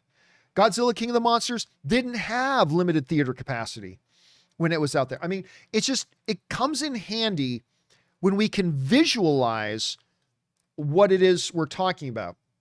So that's the reason that every once in a while I like to open up the Campea classroom, because sometimes I think like points like that are they stick with us a little more and they have a little bit more of a profound impact when we can visually look at it instead of just audibly hearing it. But anyway, that's why I like doing that. I like doing that.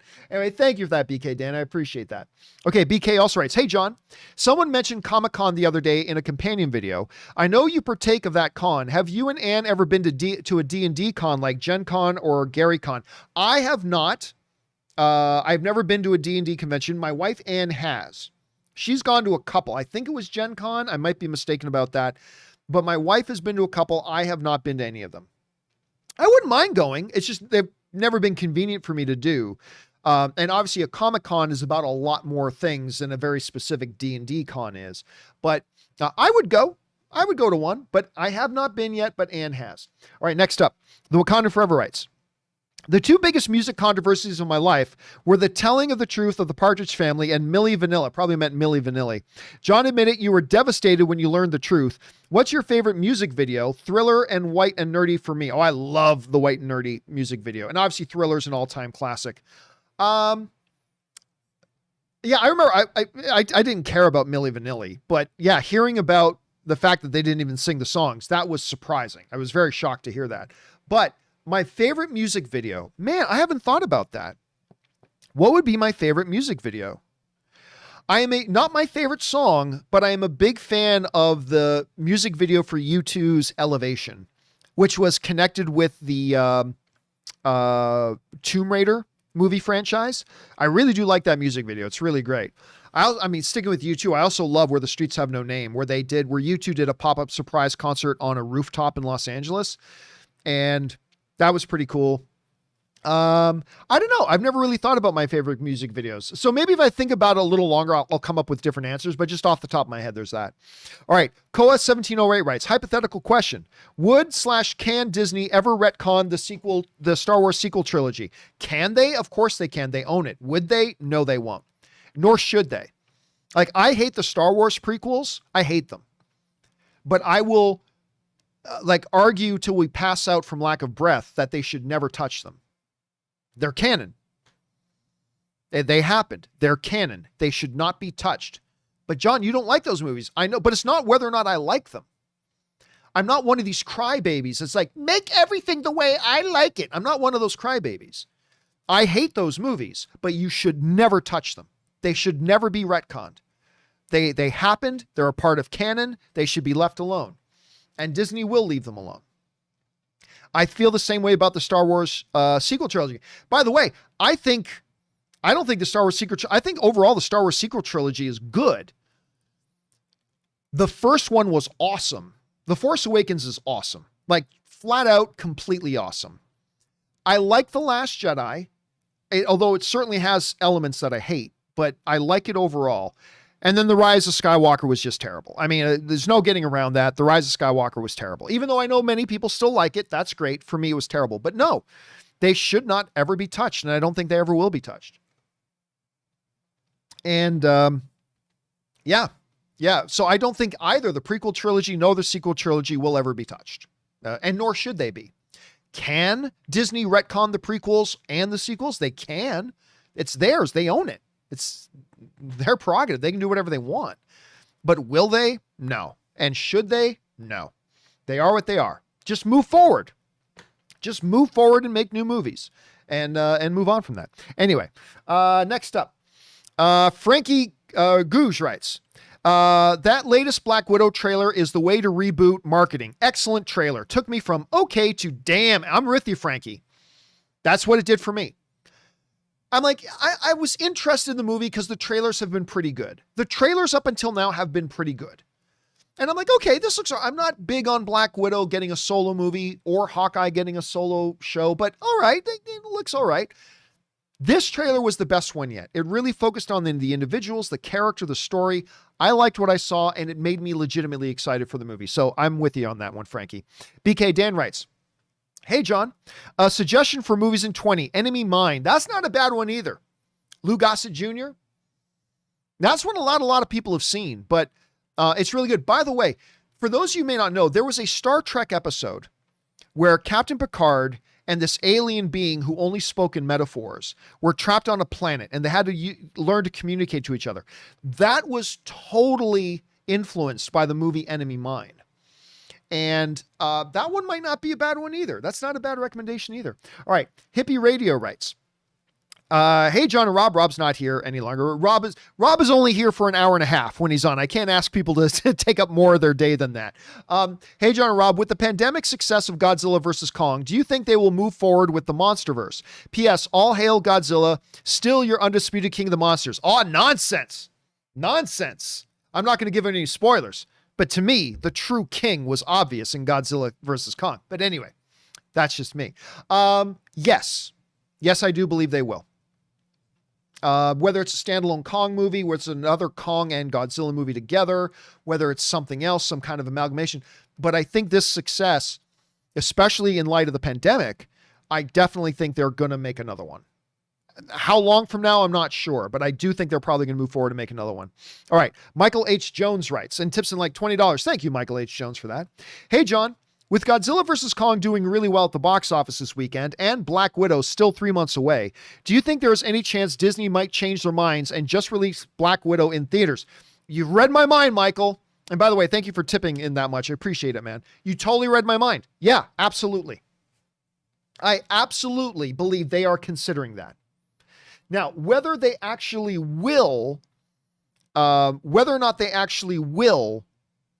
go ahead and pull it off Disney Plus and just make it theatrical, I don't know about that. But I guarantee you they're talking about it. I guarantee you they're talking about it.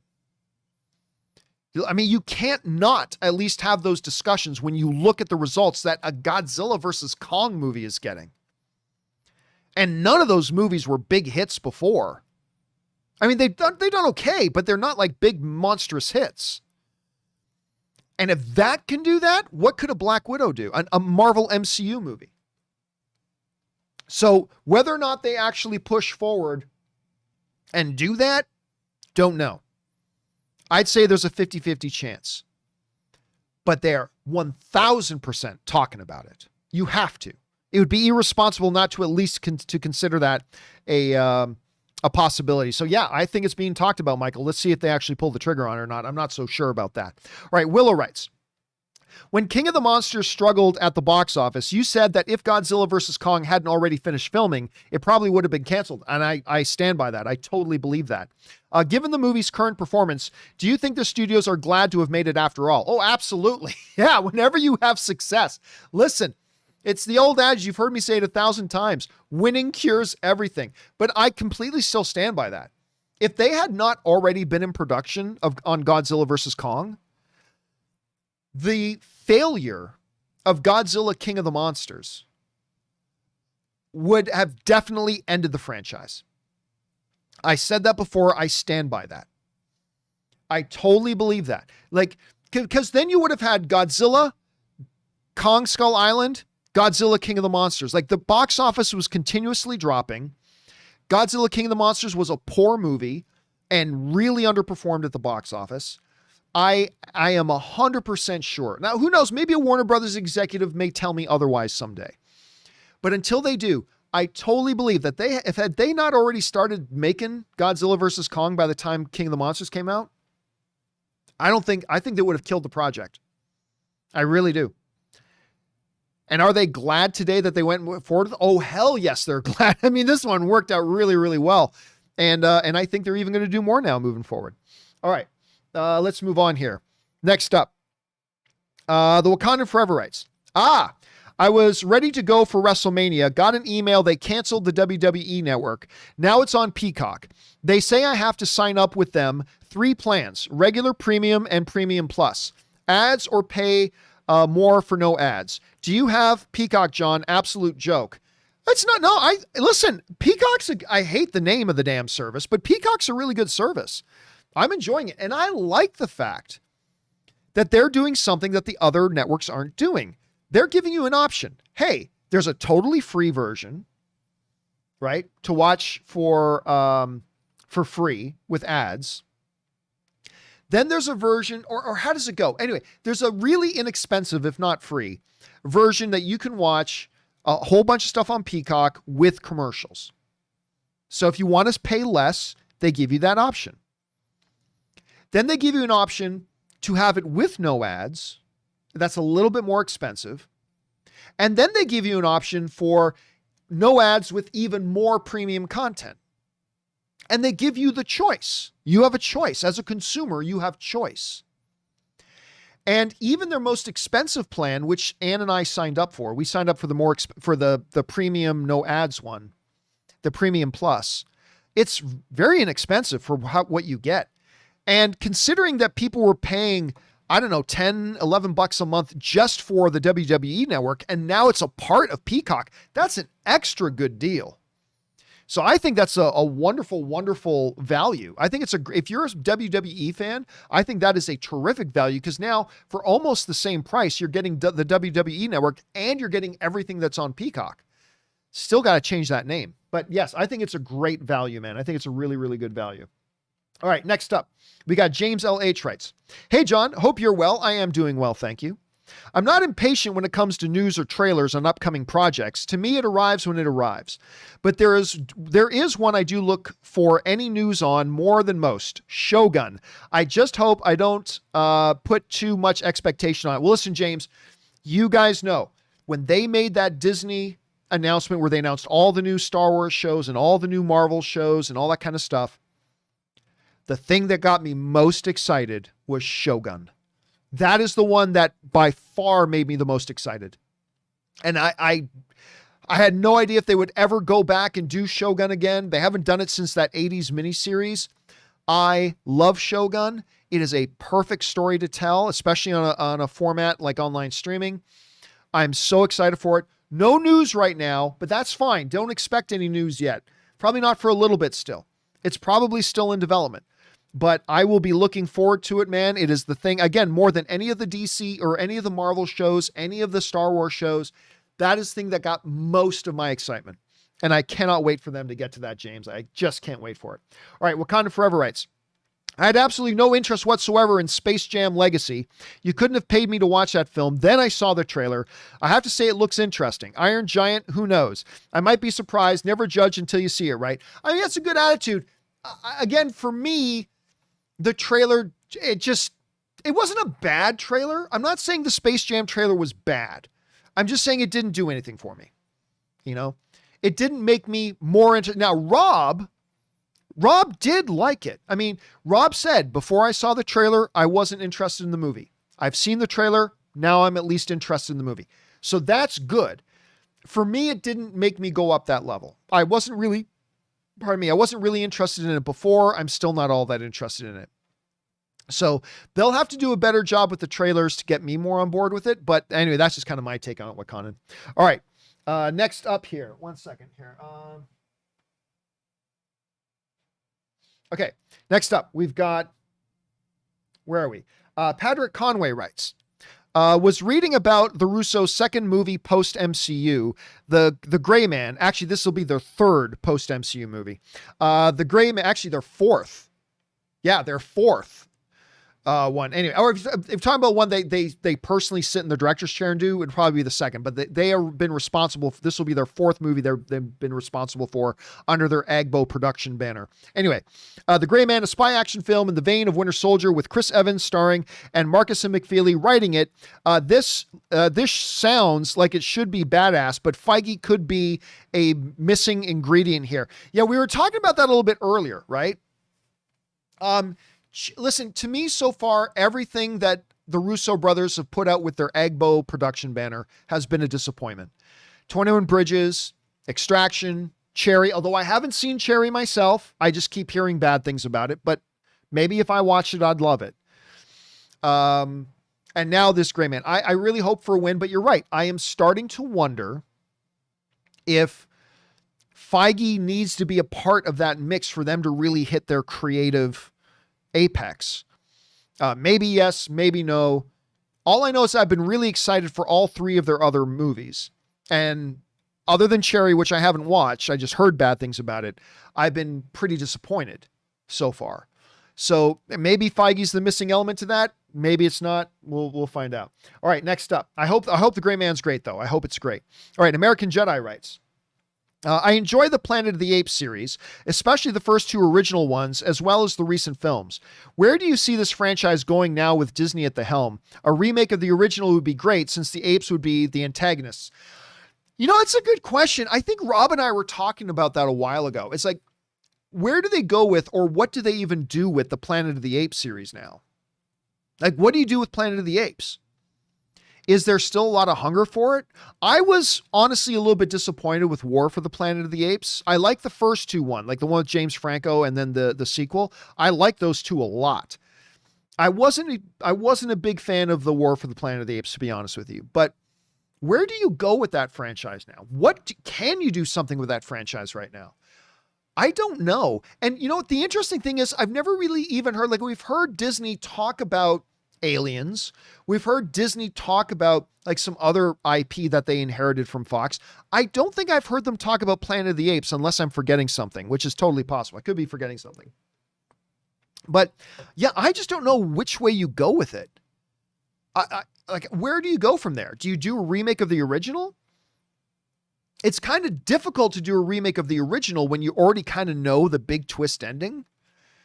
You know, what are you damn you? Like when he sees the Statue of Liberty and he realizes he was on Earth all along. I mean, that's kind of a big twist that kind of fundamentally, I don't know. You know, it does kind of make sense, American Jedi. If you're going to do another Planet of the Apes, you might as well go right back and do a reboot of the actual original, which they've never done. They've never actually done a remake of the original. And so, because that Mark Wahlberg one wasn't really a remake of the original. Not really. So, I mean, not really when you really look at it. But at any rate, but I don't know when they might get around to doing it or if they have any plans for it at all. All right. Let's move on here. Only got time for a couple more. My voice is about to go, guys. We've gone over 3 hours today, although we are getting close to the end. But American Jedi also writes, movie word association, John. All right. Are you ready? Say the first thing that comes to you as you read these films mentions. Lord of the Rings, epic. Scarface, cocaine. The Godfather, all-time great. The Thing, genre defining. Argo, fuck yourself. Jaws, terror. The Princess Bride, one of the greats. Thanks for playing. What do we have for John? Yeah, I mean, that's not a bad word association game. By the way, I was stunned recently. I saw a survey. It was one of the movie magazines. It might have been Empire Magazine I saw this in. Maybe it was one of the other ones. But I saw this survey where it was basically asked, have you seen Princess Bride? And to me, like, well, yeah, obviously everybody's watched Princess Bride. But it was like only like 50-something% of the respondents on this survey had said they watched Princess Bride. I'm like, what? Folks, listen. If you've never seen Princess Bride, you've got to see Princess Bride. You just got to see Princess Bride. Just cancel your plans today. Have some fun storming the castle and watch Princess Bride. It is one of the most magical, wonderful movies ever made. It's you got to see Princess Bride. I just can't believe that many people have not watched. I mean, it's an older film, for sure. It's an older film, but I thought, man, when I saw how many people had still never seen it, I was like, what? Yeah, you got to watch Princess Bride. Go and watch it. It's probably on one of the streaming services. I wouldn't doubt it if it's on one of the streaming services. Guys in the live chat, do you know if it's on is Princess Bride on one of the streaming services? I'm going to guess it must be. Just wondering if you guys know if it is or not for sure. I'll look down and see if you guys, there's like a 15-second delay between me saying it and when you guys actually see. Bob Constructor is saying it's on Disney Plus. There you go. Sharia, Connor, David, Show Guy are all saying it's on Disney. So there you go. Come on, you all have Disney Plus. At least most of you guys do. If you have not seen Princess Bride, go and watch Princess Bride. Okay, guys, we almost got through all the questions here today, but my throat's going to go. We've gone for 3 hours and 17 minutes, so it's time to wrap up today's episode of the John Campea Show. Thank you guys for being here. Now, listen, there are still a few more questions to come, but don't worry. When we get to tomorrow's John Campea Show, we will start off the live questions part with where we left off, and we should get all cleared up by tomorrow. So if you sent in a question, you didn't see it answered yet, hang tight. We'll get to it tomorrow. I absolutely guarantee it. All right, guys, thanks to Robert Meyer Burnett for bringing his glory and goodness, and a special thanks to all of you guys who did send in these live questions, because number one, you gave us great fun things to talk about, but number two, you supported this channel while you did it, and all of us here involved with the John Campea Show, thank you guys very, very much for your support. Okay, guys, remember, do the four main things. Stay smart, stay safe, take care of yourselves, and please take care of the people around you. And don't forget, guys, today, 4:30 p.m., as long as you're not totally over it already, since it's already been like 4 days, but we are doing, finally, our Falcon and Winter Soldier open spoiler discussion. Make sure you come on back at 4:30 Los Angeles time to join us for that. Okay, guys, that'll do it for me for now. My name's John Campea, and until next time, my friends, bye-bye.